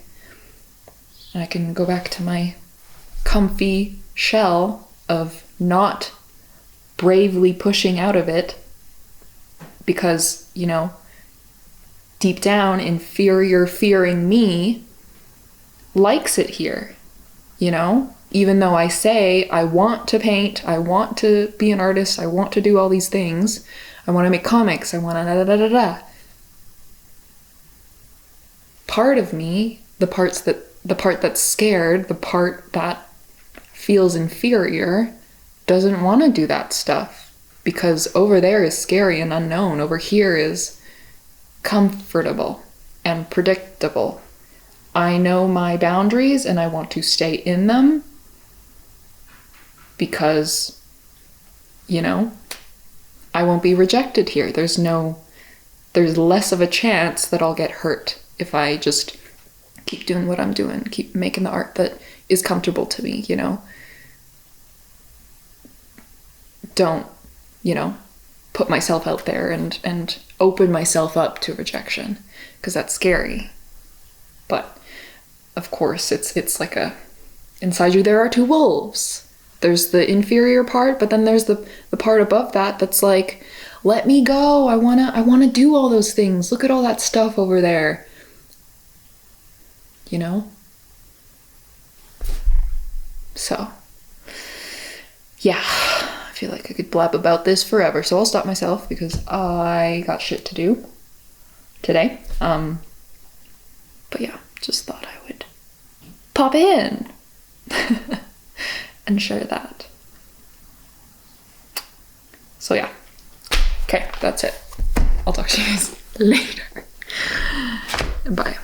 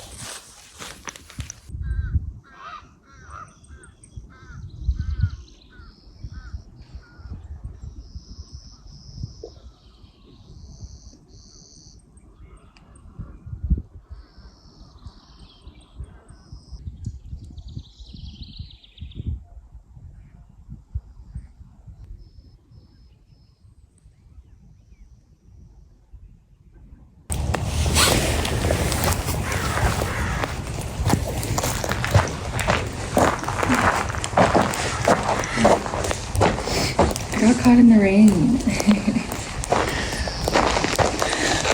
It's kind of cool though, like I think the last time I actually got caught in the rain without like an umbrella or being prepared, being ready for it was in 2021 when I went on my first solo trip to Victoria.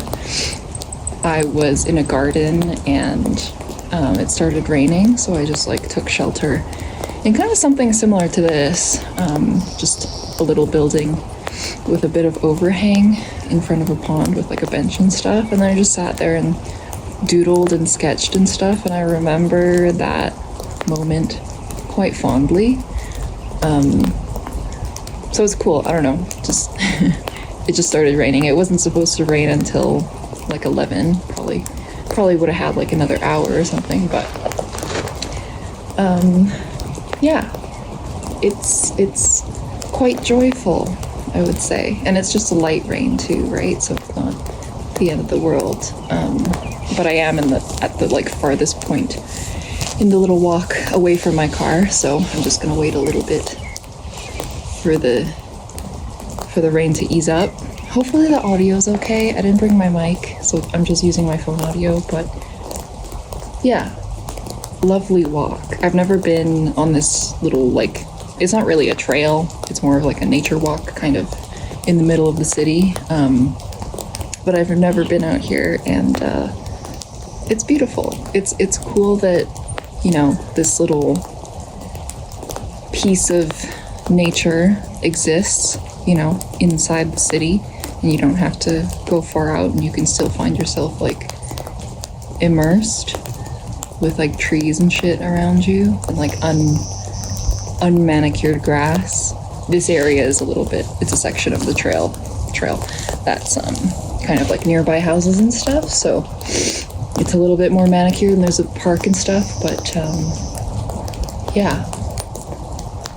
Originally, you know, coming here, I brought my headphones and stuff. I was going to continue listening to The Courage to Be Disliked, and just like get my steps in or whatever, do like a big walk. But after I parked and started walking, all of the birds were so vocal, and I was like, wow. So I just like kind of walked for a while and listened to them. And then I just found myself continuing to walk, and now here I am at the end of the trail, and I just want to look at the trees and listen to the birds, and now I get to listen to the rain, and I'm really happy. It's joyful. I don't know. And every time I pass people, they say hello, good morning. It's lovely. I saw a couple dogs. Yeah. Yeah. I'm happy. This is great.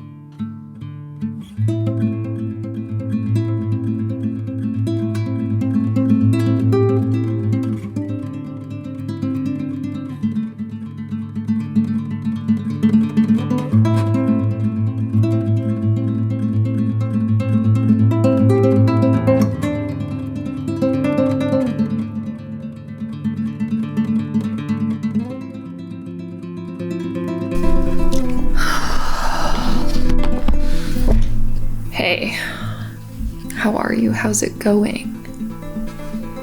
It's me. I'm here. I'm back. And it's kind of thunderstorming? I don't know if you heard that. It's not that loud. Yeah, it was raining earlier. It stopped raining now.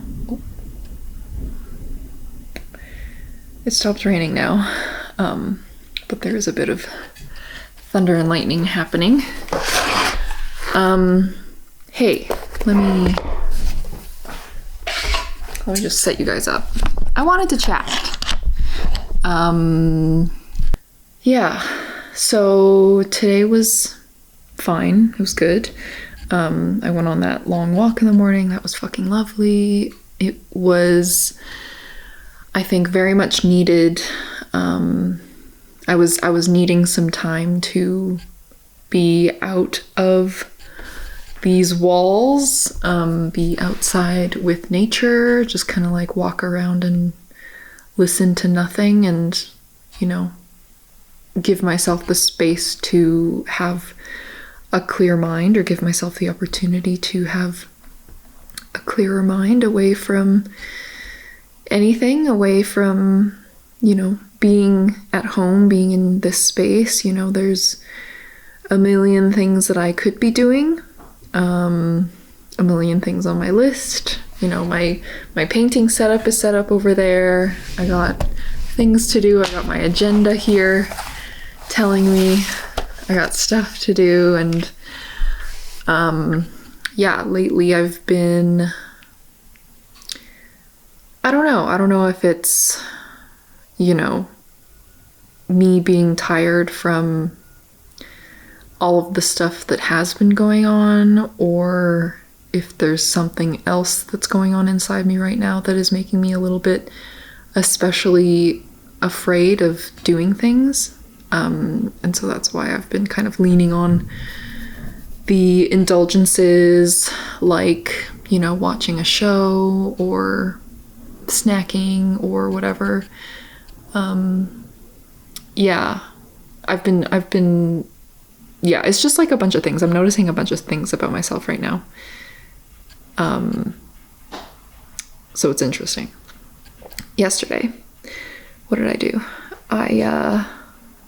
I had a little shopping itch. Sometimes I get a little shoppy, you know? You know how it goes. You just feel like you want some like retail therapy, and there was like a sale going on, so I went and I bought some new stuff. Things that I've been meaning to buy, and you know, I didn't spend too much money because I'm not really the type to do that, because I'm quite frugal at heart. But yeah, did that, and then came home, and I did paint for a little while. That's what you guys saw, what you guys would have saw earlier. And that was nice. It was really nice to paint. And I wanted to continue painting, but I ate dinner, and then I found myself kind of locked in that post-dinner slump of like, I've just eaten, you know? Oh, what am I gonna have for dessert, you know? And then I have my dessert, and I'm like, oh, I have some popcorn. Maybe I'll have some popcorn and keep watching my show, okay? And then I just get stuck there, you know, for the rest of the night, basically, because I'm just enjoying, you know, just laying there and like not doing anything, not having to think, not having to face anything, just being comfy. And then I think about doing something, but then this is so comfy, so I'm like, oh, no, well, you know, it's already, I'll just, and then I'll go to bed, and then I'll try again tomorrow, you know? So I feel like I fall into that often, or especially lately. I've been finding that, you know, that kind of pattern is a little bit more difficult to pull myself out of. And in conjunction with that, I've also noticed that I'm a little bit more scared of being seen. You know, I'm not posting on Instagram. I kind of need to post on Patreon, or like it would be good if I posted on Patreon, I think, because it's been like a week or whatever. But it's difficult for me to imagine getting to a point where, you know, I can put something out and be seen and interact. Did you guys hear that one? It's really dark in here. I don't know how well that's coming across on camera. My hair is also like kind of fucked up from the walk earlier, because it was raining on me, and you know, my hair reacts this way to moisture. But yeah, on the topic of the courage to be disliked, right? I just finished chapter 32, which is the first time that they bring up, they've been talking about like a bunch of stuff so far. All has been fascinating. All has been like really, really great stuff. And they just finished introducing the concept of the title of the book, The Courage to be Disliked. And so I just listened to that, and prior to this, I was editing, and I kind of reached a point in my editing that, you know, I could continue to edit and get it done, or it could be a natural break for me. And getting to that point, this happens often with projects as I work on them. I get to a point where it's like, okay, I've finished this phase of the thing, so I can keep going. Or, you know, I tell myself that, like, okay, this is enough. I'm gonna take a break, or I'm gonna go do something else. It's too uncomfortable to keep going. And so that's kind of what happened just now. And then I was thinking, like, maybe I'll play my game, or maybe I'll watch my show, or whatever. I'm waiting for my rice to cook for dinner, which is the danger zone. But I'm trying to confront these things in myself, and it feels uncomfortable. So I listened a little bit more to this book, and them beginning to talk about, you know, how basically everything, all of the problems that you have in life are interpersonal relationship problems or whatever. It all has to do with, whoa, the thunder. There we go.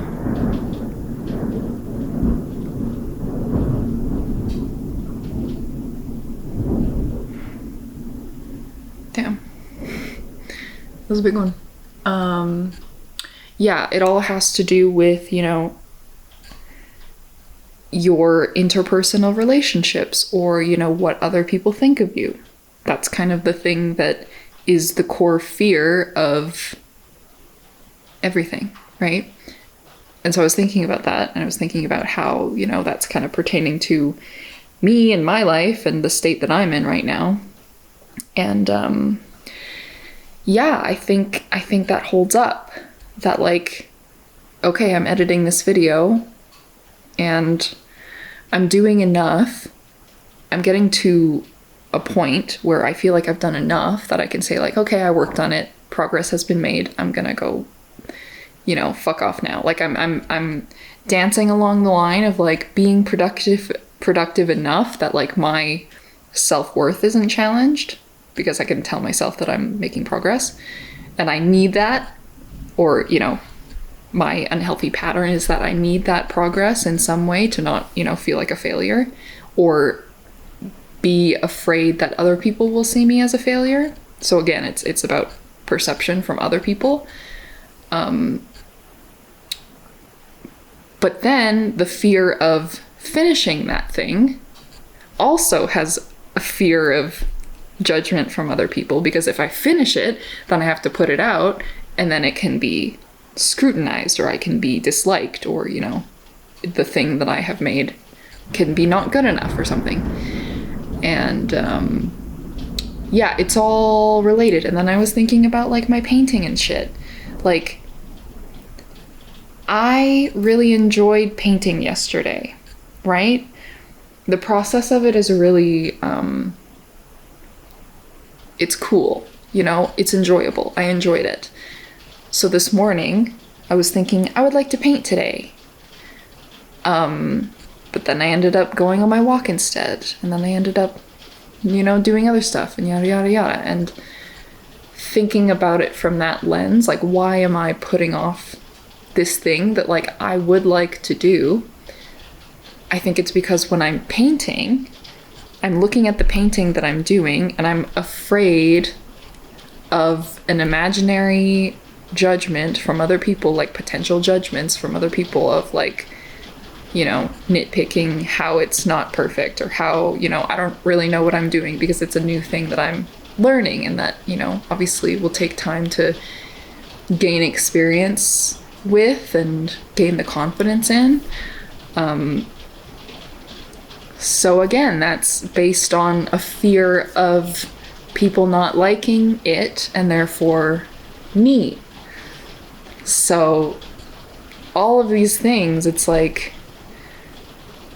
it's based on this fear of how I will be perceived, or how what I create will be perceived, and therefore that links back to me.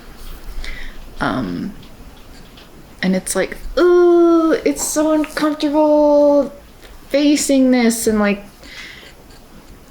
acknowledging it. Because of course it's much easier to just go with my patterns that have been comfortable for me. Comfortable enough. But then you're always like riding that edge, you know? So yeah, in this chapter, they basically say like, so if that's the case, if all problems or whatever are interpersonal relationship problems, or rather a fear of being disliked, then freedom means having the courage to be disliked, which is the name of the fucking book. So it's like hearing that truth, and it definitely, like, the discomfort that's coming up around that, like, I feel it in my chest right now. Even just confronting and talking about this and like putting myself on camera right now doing this, because this is another thing as well, you know?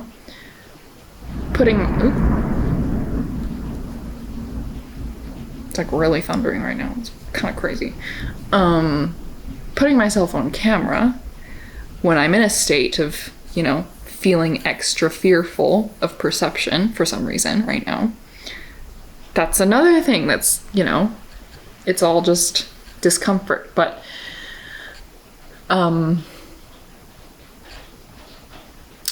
growth, I think, past these things that are my patterns and have been my patterns and will continue to be my patterns if I don't change anything about the way that I think or act, or, you know, if I don't catch myself in these patterns, then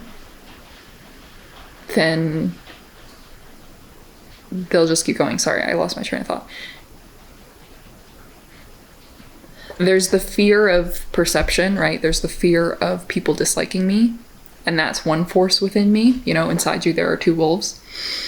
That's the one wolf, is the fear. It's the, you know, it's the beckoning back to going and sitting on the couch and watching the whatever and putting off the thing and procrastinating. And, you know, if you don't make anything, or if you put off making things, then you don't have to put them out, and then you don't have to be perceived. So then there's less of a chance that people will dislike you if they don't like what you've made or whatever, right?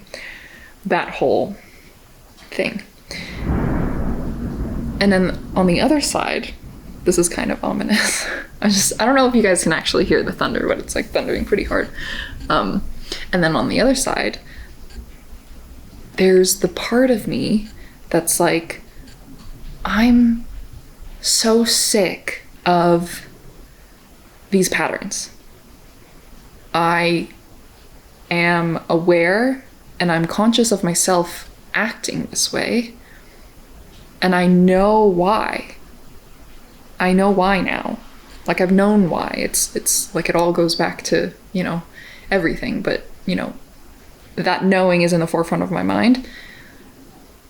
So it's like the power of these two things, this side wants to like go and like do all my dreams and fucking make and do the things that I actually want to do, like paint and, you know, have the enjoyment of creating and, you know, putting myself out there and interacting and being open and being seen and existing unapologetically, being my fucking self, you know?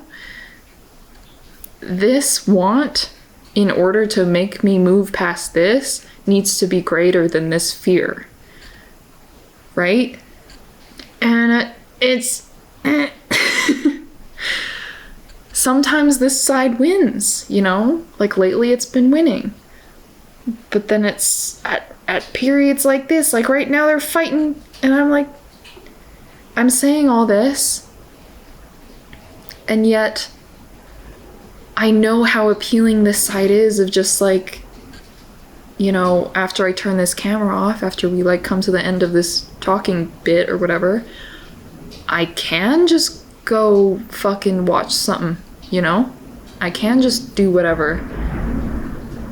But then that's just like tucking aside this part in favor of this part, which is the fear, and which, you know, at the end of the day is not what I want for myself.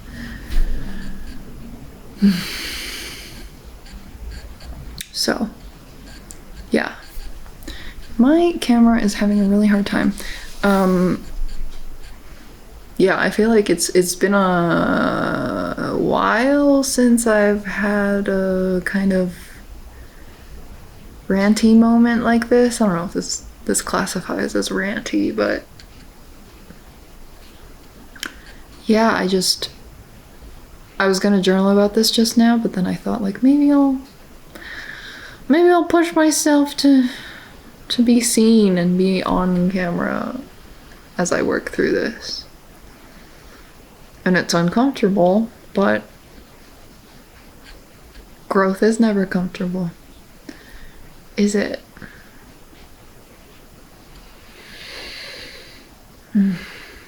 So yeah.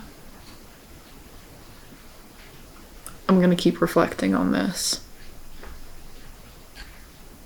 and do my best to find a balance, you know? And be especially alert around, you know, when I am tempted to just fall back into what is comfortable. Because it's very easy to just allow it, right? It's very easy to be like, oh, I pretend I do not see. I'm just gonna, But then you're back to being stuck, and then, yeah.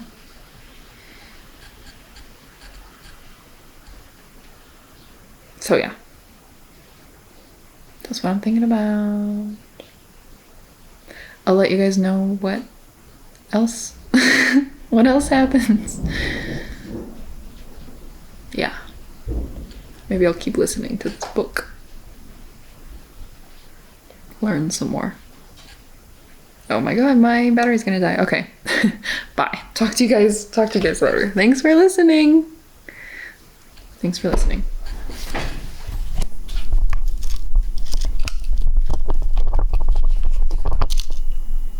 Hey. Good morning? Is it morning? It's just about noon. It's 11:45. Where do I put you guys?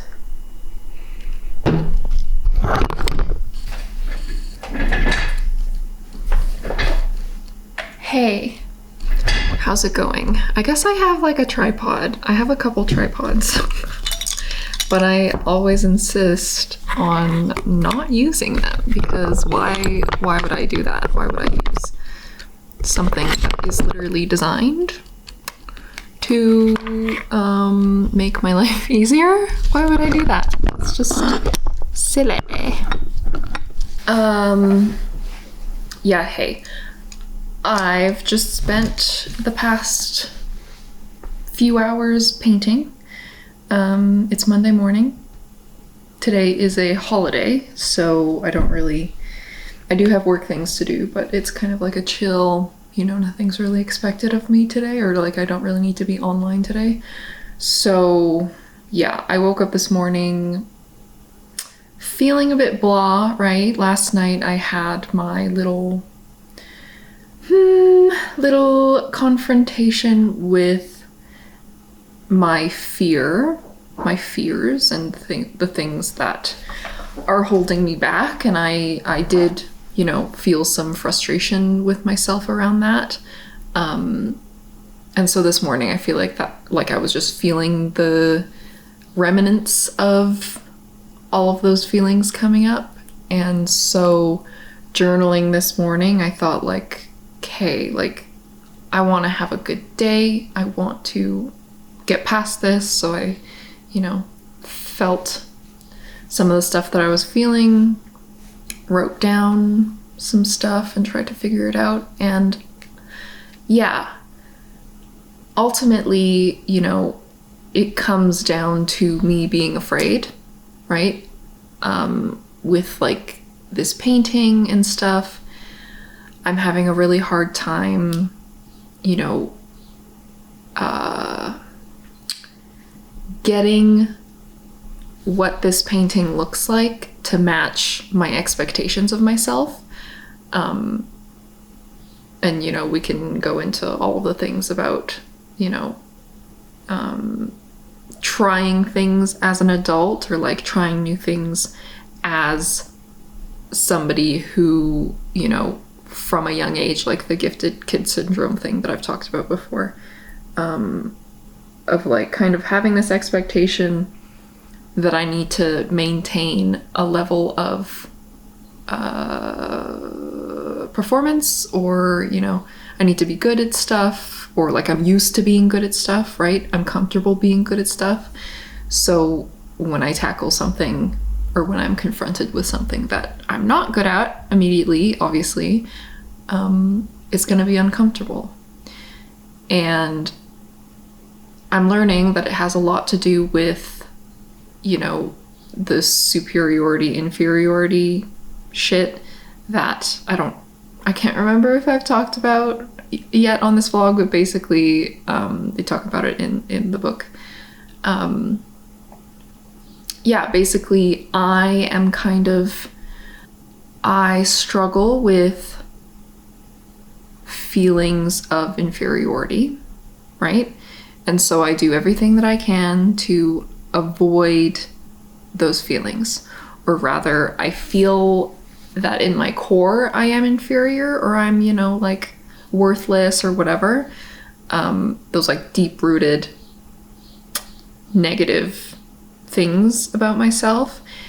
And so if I put myself in a situation where, you know, I'm struggling to maintain this facade of superiority, or like this facade of, you know, being admirable, or like being a high performer, or being good at stuff, or, you know, all of the things, if I'm struggling maintaining that, then yes, I'm going to be uncomfortable, because I'm afraid that people are going to see me as the fraud that I am, as the inferior being that I'm so afraid that people will think of me of, you know?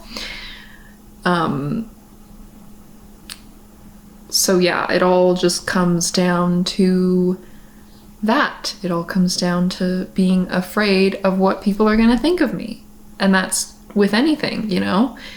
And that's what keeps me from being able to allow myself to enjoy fully the process of creation, right? With all my heart, I want to create. And I'm gonna cry.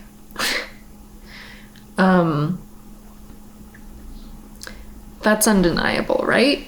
And I feel like that, you know, wow, I haven't cried on camera in a long time. For, you know, people who are in tune with creativity, I think it is an inherent human thing to want to express yourself and like be creative and, you know, feel the joy of creation. And I'm so lucky that, you know, I've been able to do this my whole life, and really feed this passion in myself around creativity. Sorry, I'm like, as I'm speaking, I'm trying to figure out why I'm crying, why this is coming up. Yeah, I think it's a mix of frustration, because I know the answer, right? I know that, or like what I came to when I was journaling this morning is like, truly, all the things that I'm terrified of, those things being people's perception of me or being seen negatively or being disliked, or, you know, something that I make being disliked, or, you know, people. I'm just afraid of negative perception, right? But that's all it is perception at the end of the day. So I can reassure myself of that, right? And I can feel the heaviness in my chest when it comes up of like, I'm doing something really scary right now. In the grand scheme of things, I'm not in any danger, you know? It's just, it's all made up in my head. I'm scared that, you know, with this painting, this first acrylic painting that I've done, the first one I've done in almost a decade, right? And I'm in this class with all these other students that I'm assuming are better than me. I'm assuming are more experienced than me. I'm assuming are, you know, I'm just kind of like there and I don't know what the fuck I'm doing, and I'm gonna go to class with this painting and everybody's gonna be like, wow, that looks like shit, or like, wow, that's so juvenile. And so these fears, first of all, are, you know, based on my own assumptions about things. But even if they were to come true, okay, I'll be judged negatively and that's fine. And then I'll go home and then I'll continue to experience the next thing that life gives me, you know? And each of these experiences I'm grateful for. And so I think it's a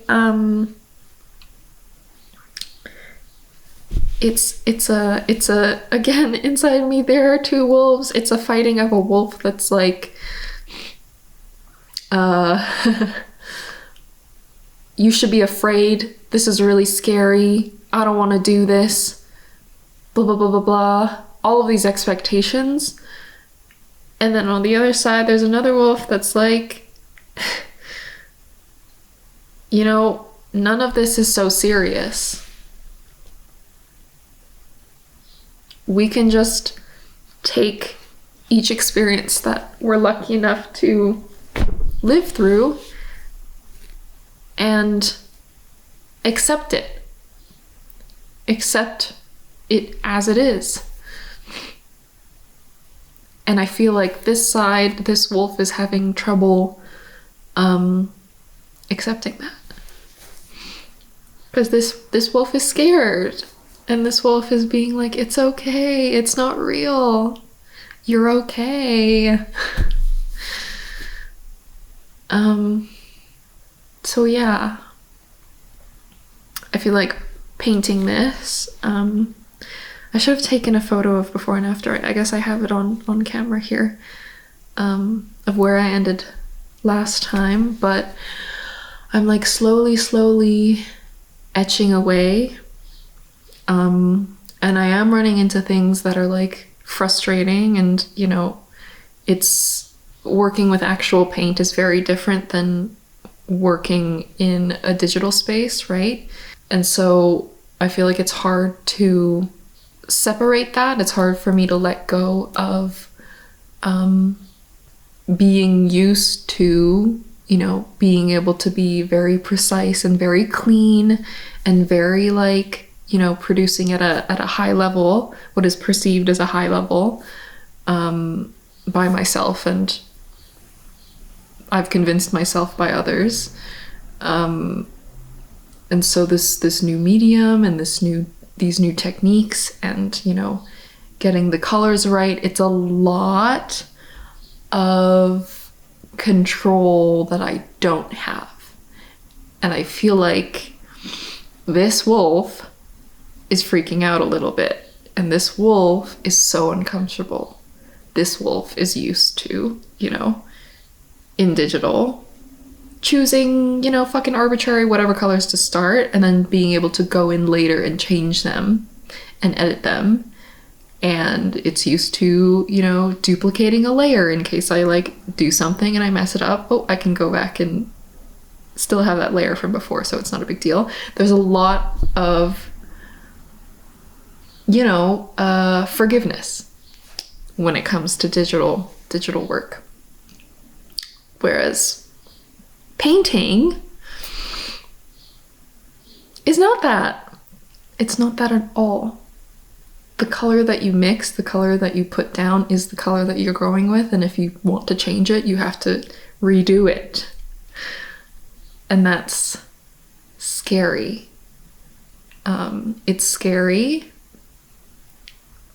I guess, for somebody who also really values, you know, efficiency and productivity and, you know, all of those things. Those are like the things that, you know, I'm learning and confronting and trying to let go of, and eventually, hopefully, you know, it won't be such a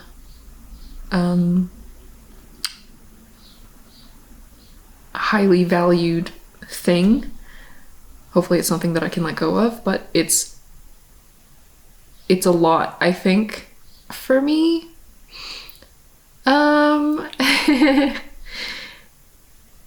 To, you know, be dealing with all of this. It's kind of crazy. But I'm trying to be brave. And isn't it so funny? Isn't it so funny that it's such a fucking struggle just making a painting? You know, in the grand scheme of everything in the world, isn't that funny?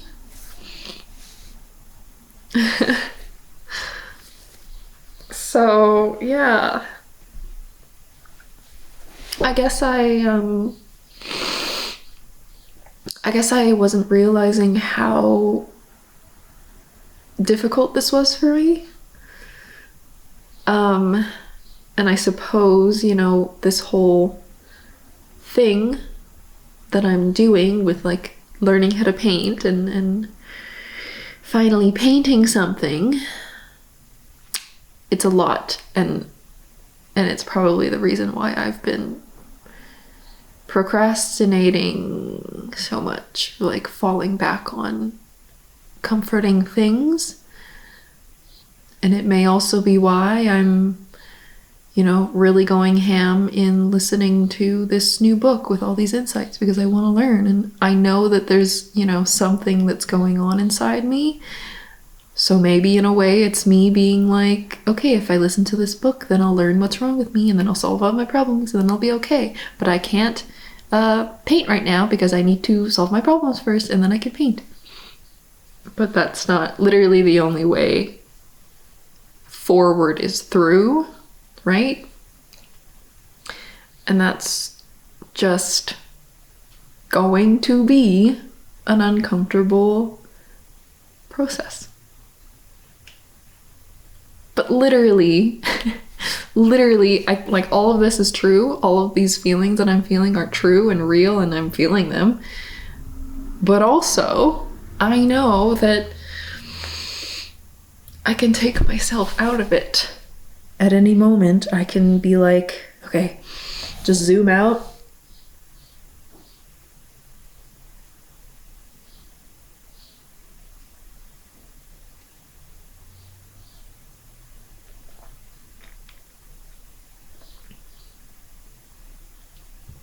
And the birds are singing.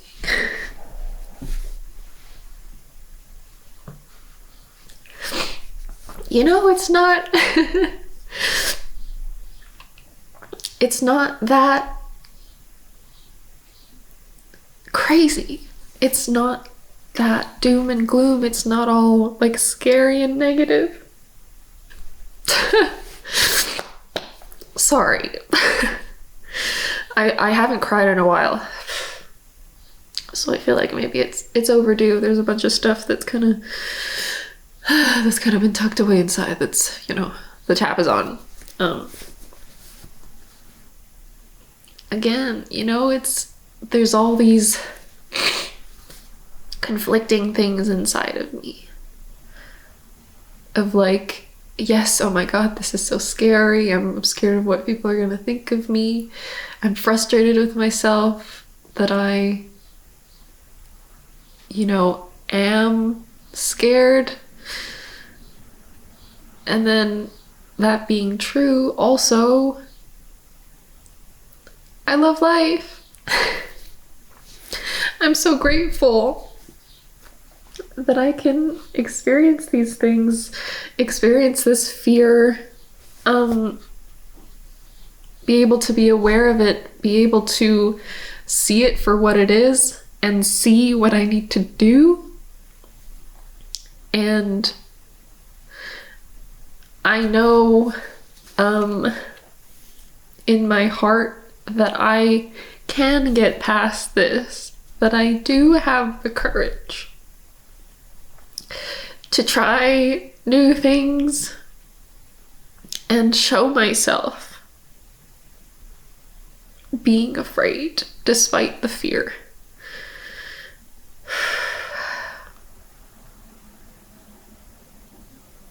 Isn't that crazy?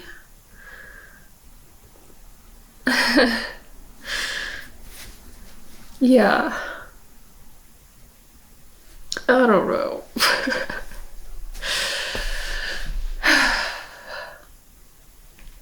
All of this, and my period's coming. You know? So it's like, of course I would cry. Of course I would. So yeah. I'm proud of myself for painting this morning. It was really nice, you know? Despite, you know, this wolf fucking barking in my ear about like, this isn't working out, everybody's gonna fucking hate you cause you can't paint, cause you're not amazing at this immediately.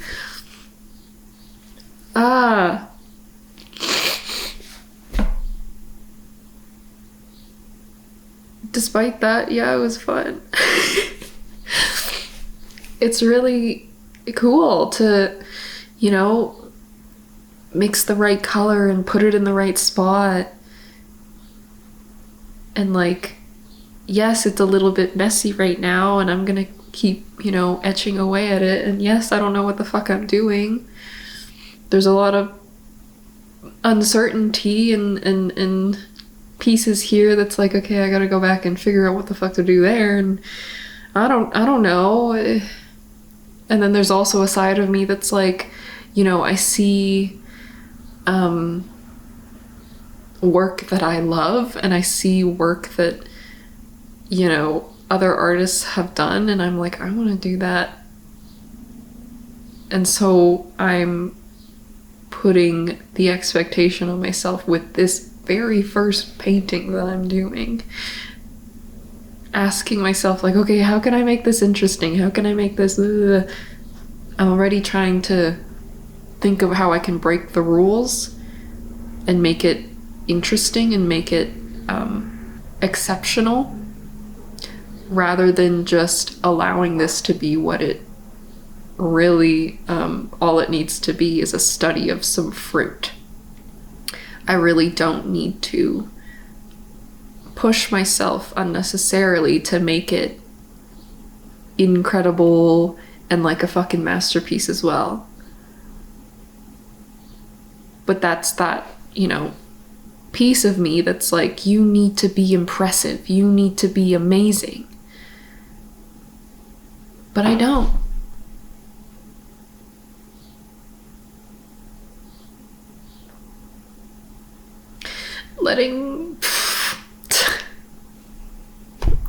Letting go of that expectation for myself is freedom. I'm the only one keeping myself there.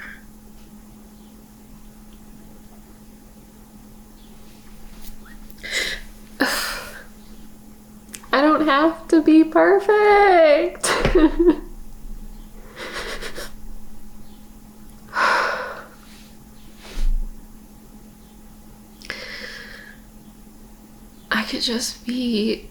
I could just fucking paint some fruit.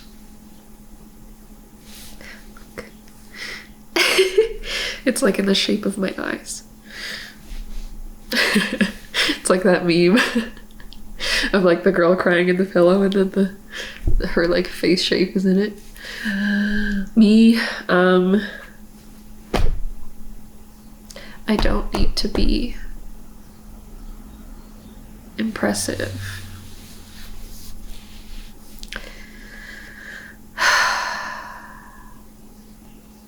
I could just be average. In fact, that's what I am. That's what everybody is, you know? Everybody's ego. I'll speak from my own perspective. My ego wants to be special. I want to find ways to make myself special. And so, of course, doing anything that takes away from that is scary, because I'm scared of being not special. I want to believe that I'm impressive and, you know, people like me and I'm somehow better than other people. But that's just, it's a myth. It's not true. Everybody wants to be special, but it's like nobody is. We're all the same. So to think that, you know, oh, if I can just do this, if I can just, you know, be amazing at painting and make amazing artwork, then I'll be special and I'll be recognized as special and people will admire me and like me. But that's a myth, of course, and I know all of this. You think about, you know, people who have had, you know, worldwide recognition and stuff, and yet they're so depressed and you know, their lives are still, like, they're still in agony and they're still suffering. So I know. And I guess it's like you can tell yourself that. You can tell yourself like, oh, I don't need the recognition. I don't need the external validation. I don't blah, blah, blah, blah. But it's not real until you decide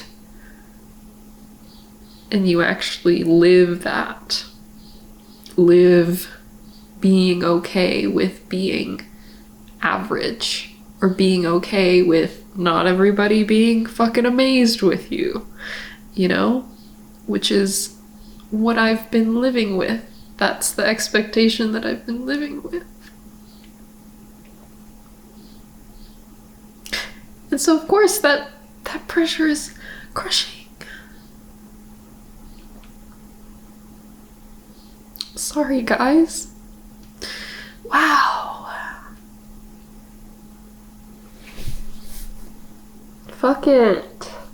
Fuck it, dude. Oh, man.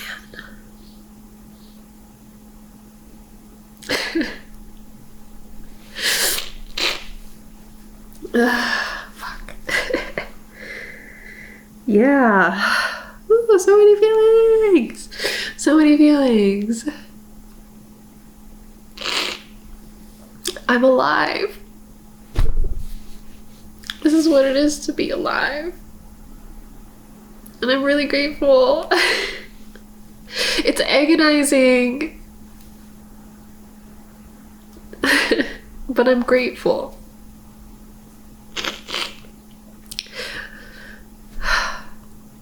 I'm grateful that all of this sadness is coming up because it means that,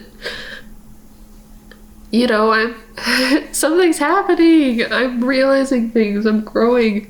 Oh, my nose is completely stuffed up. I need to blow my nose. I'll be back. Holy moly. She's a mess. She's a mess. Yeah, and also, I'm also thinking about a bunch of other stuff, right? Everything, obviously, as I always am. Also, I wonder, with my less frequent uploads as well, like I feel like I've kind of been in a state of hiding for a while. And so with my less frequent uploads, I've been telling myself that, like, yeah, this is good. I'm like freeing myself from, you know, the expectations of the algorithm, and I'm freeing myself of, you know, feeling like I need to be uploading all the time, and like that is true.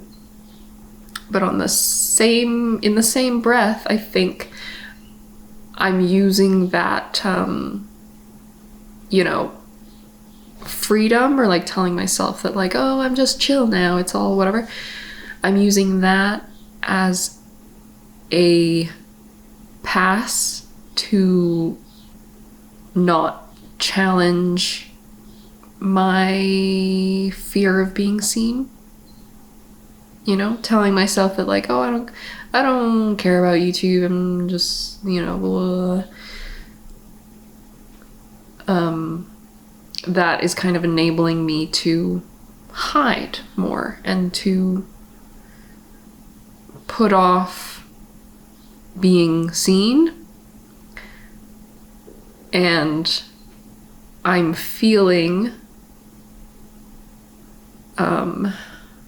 like I'm being reminded with this, because I feel like this is, I feel like when I was uploading more regularly, right?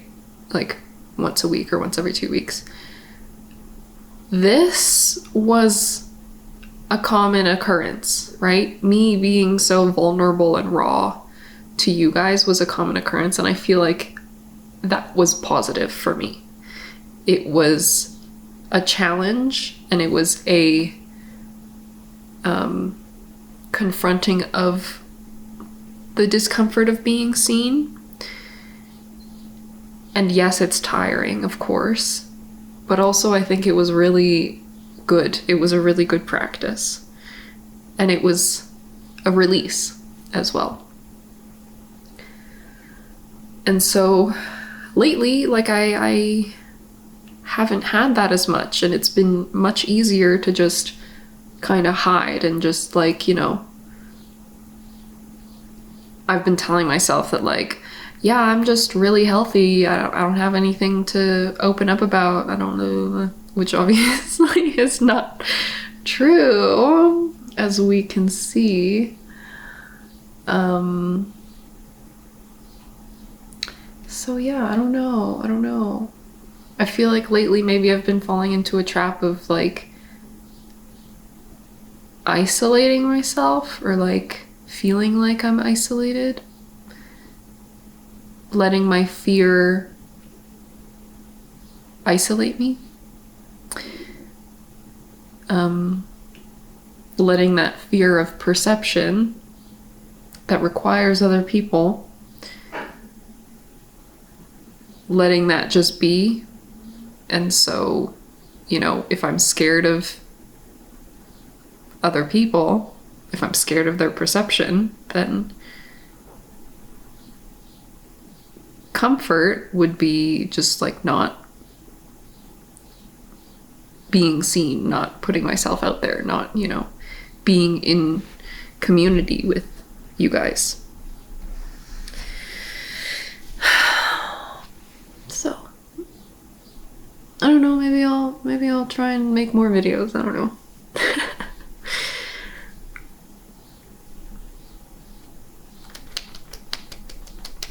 Just another thought.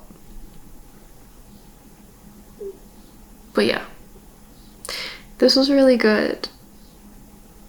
I'm really, really grateful for myself. You know, me speaking as the me that is aware of everything that's going on, not the me that is caught up in all of the emotions and is crying right now. Speaking from up here, I'm excited to see what'll happen next.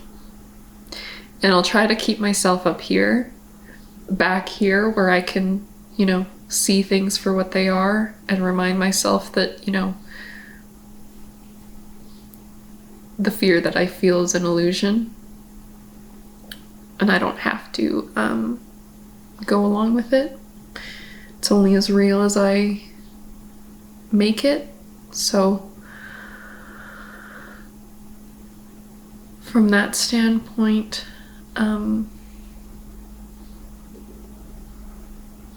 yeah, I'm really grateful.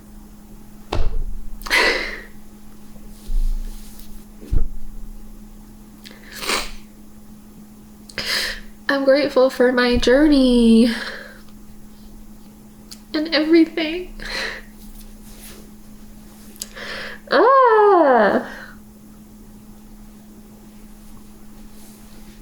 Sorry, I'll stop doing that. That's kind of gross, hey? Okay. I don't really, like, if I keep this going, I'll probably just, you know, continue yapping forever about everything that pops in my head. So I think, I don't know, the plan originally was to go to the gym. But right now I feel like I just want to go for a walk or like go to the park or something.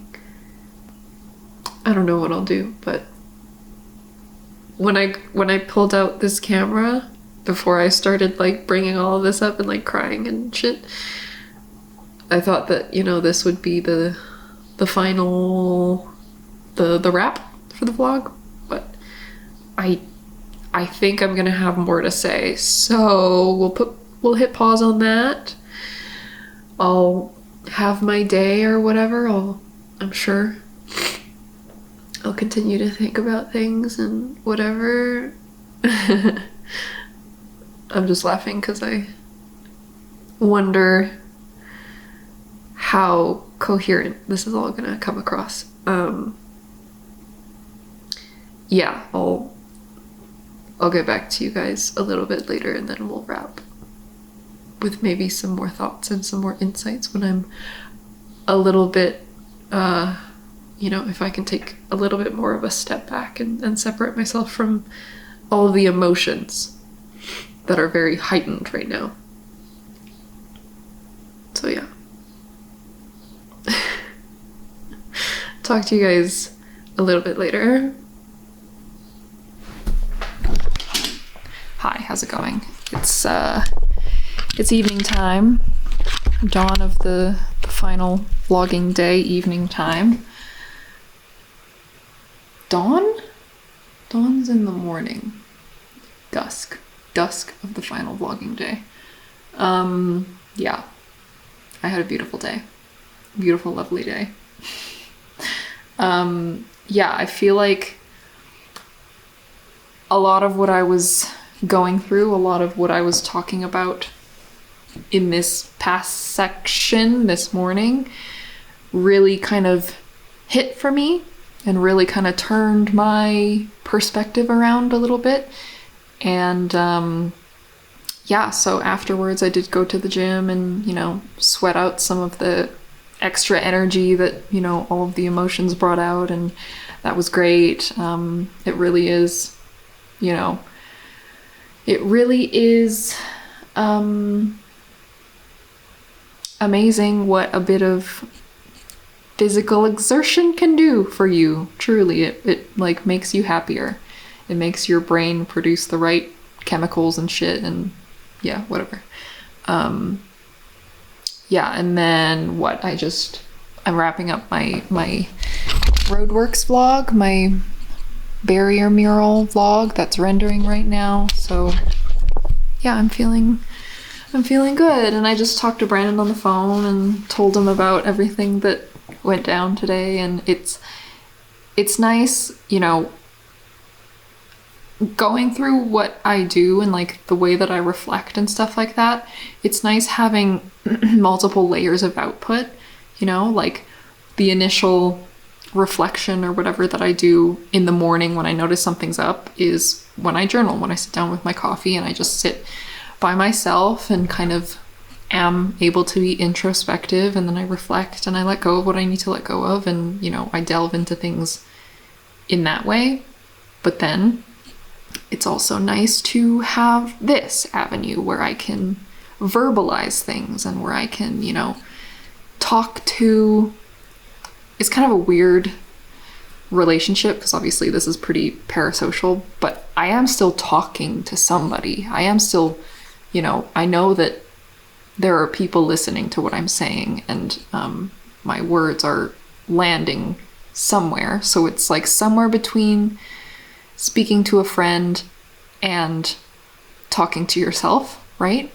It's like kind of a comfortable medium, because I don't know, I feel like depending on the friend, you know, sometimes it's difficult to bring yourself to a place of like really just like blurting out everything that you think when there's somebody like physically in front of you, because then there's some input as well. You know, you're looking at their reactions, you're, you know, looking at how they're taking in the information, and then like my own brain starts to go like, oh, don't, you know, I find myself like starting to change the things that I can say based on who I'm talking to, because like I'm so afraid of what they're gonna think of me, or, you know, whatever. Just the way that humans kind of interact with each other. And then, you know, when I talk to Brandon and stuff, like I tell him everything. It's nice to be able to, you know, I've gone through a lot of the really like intense visceral stuff of like discovering all of this new stuff, and then just kind of being able to summarize it, I guess, and tell it again from a place of a little bit more like calm and detachment from all of the emotions that were going on earlier. So yeah, I feel very much a lot more at peace with the revelations that I was having this morning, and I feel good about them. I still feel like they're true, and I'm going to try and remind myself and take these insights into, you know, my next however many days, and, you know, this will just be another thing that I've learned that I can grow from, like everything else that I've learned in my journey through therapy, through self-reflection, through spirituality, through whatever. So I'm very grateful. This feels significant to me. Just the realization of what freedom is. You know, being told and knowing, you know, the sayings around like, oh, be yourself because everyone else is taken, or, you know, the things that you're told when you're young to just like, you know, all of the little like surface level things about being yourself and not caring what other people think, and, you know, all those things. Like, yeah, but this is, I guess, the first time that I've really kind of understood the weight of how much I did care and how much I was am afraid of people's perception of me, and how much that has been a weight that I've been carrying. And I know it's not as simple as just like, okay, then I'll just let it go. I'll just, you know, decide not to care anymore. It's not that simple, but I know that that's kind of like a truth that I can move towards now, you know? And something that I can now observe in myself when I am feeling, you know, the discomfort, or when I am feeling like running away and hiding and stuff like that.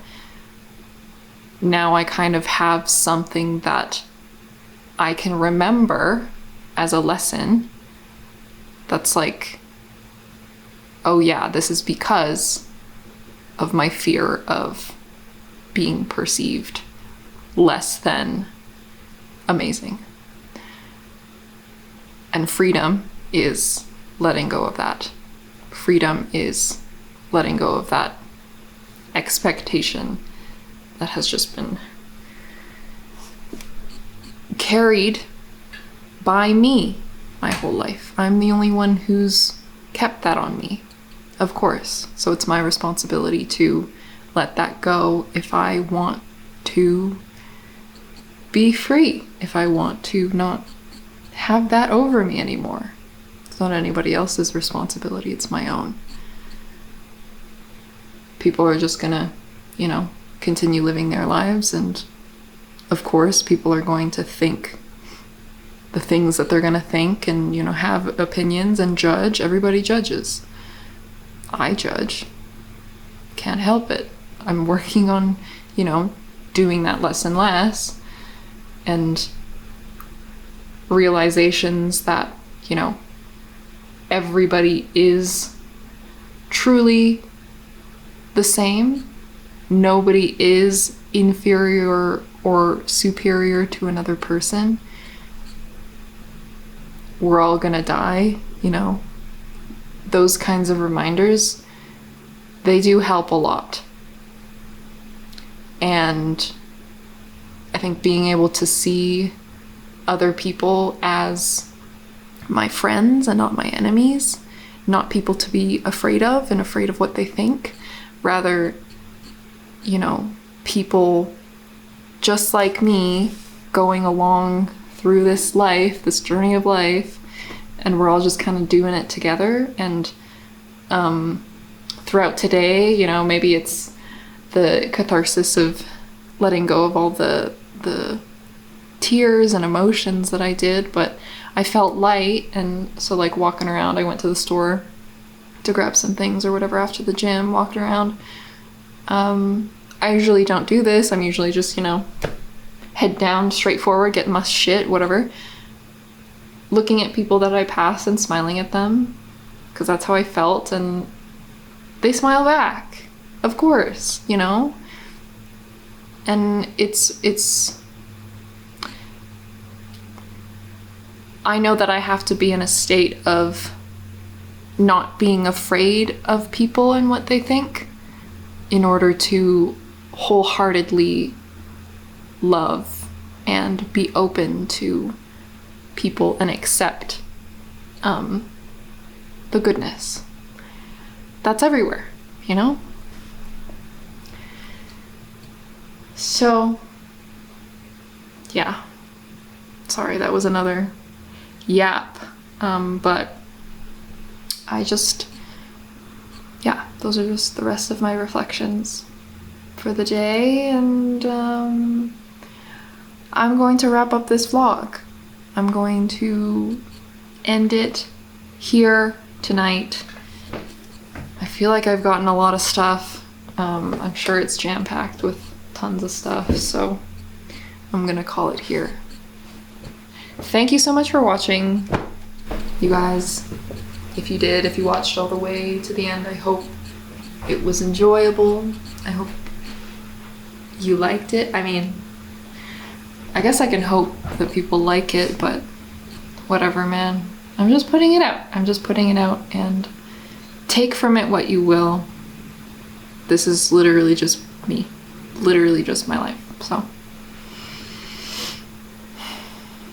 if you get anything from it or you don't, I'm grateful that I could share. Anyways, so thanks. Thank you.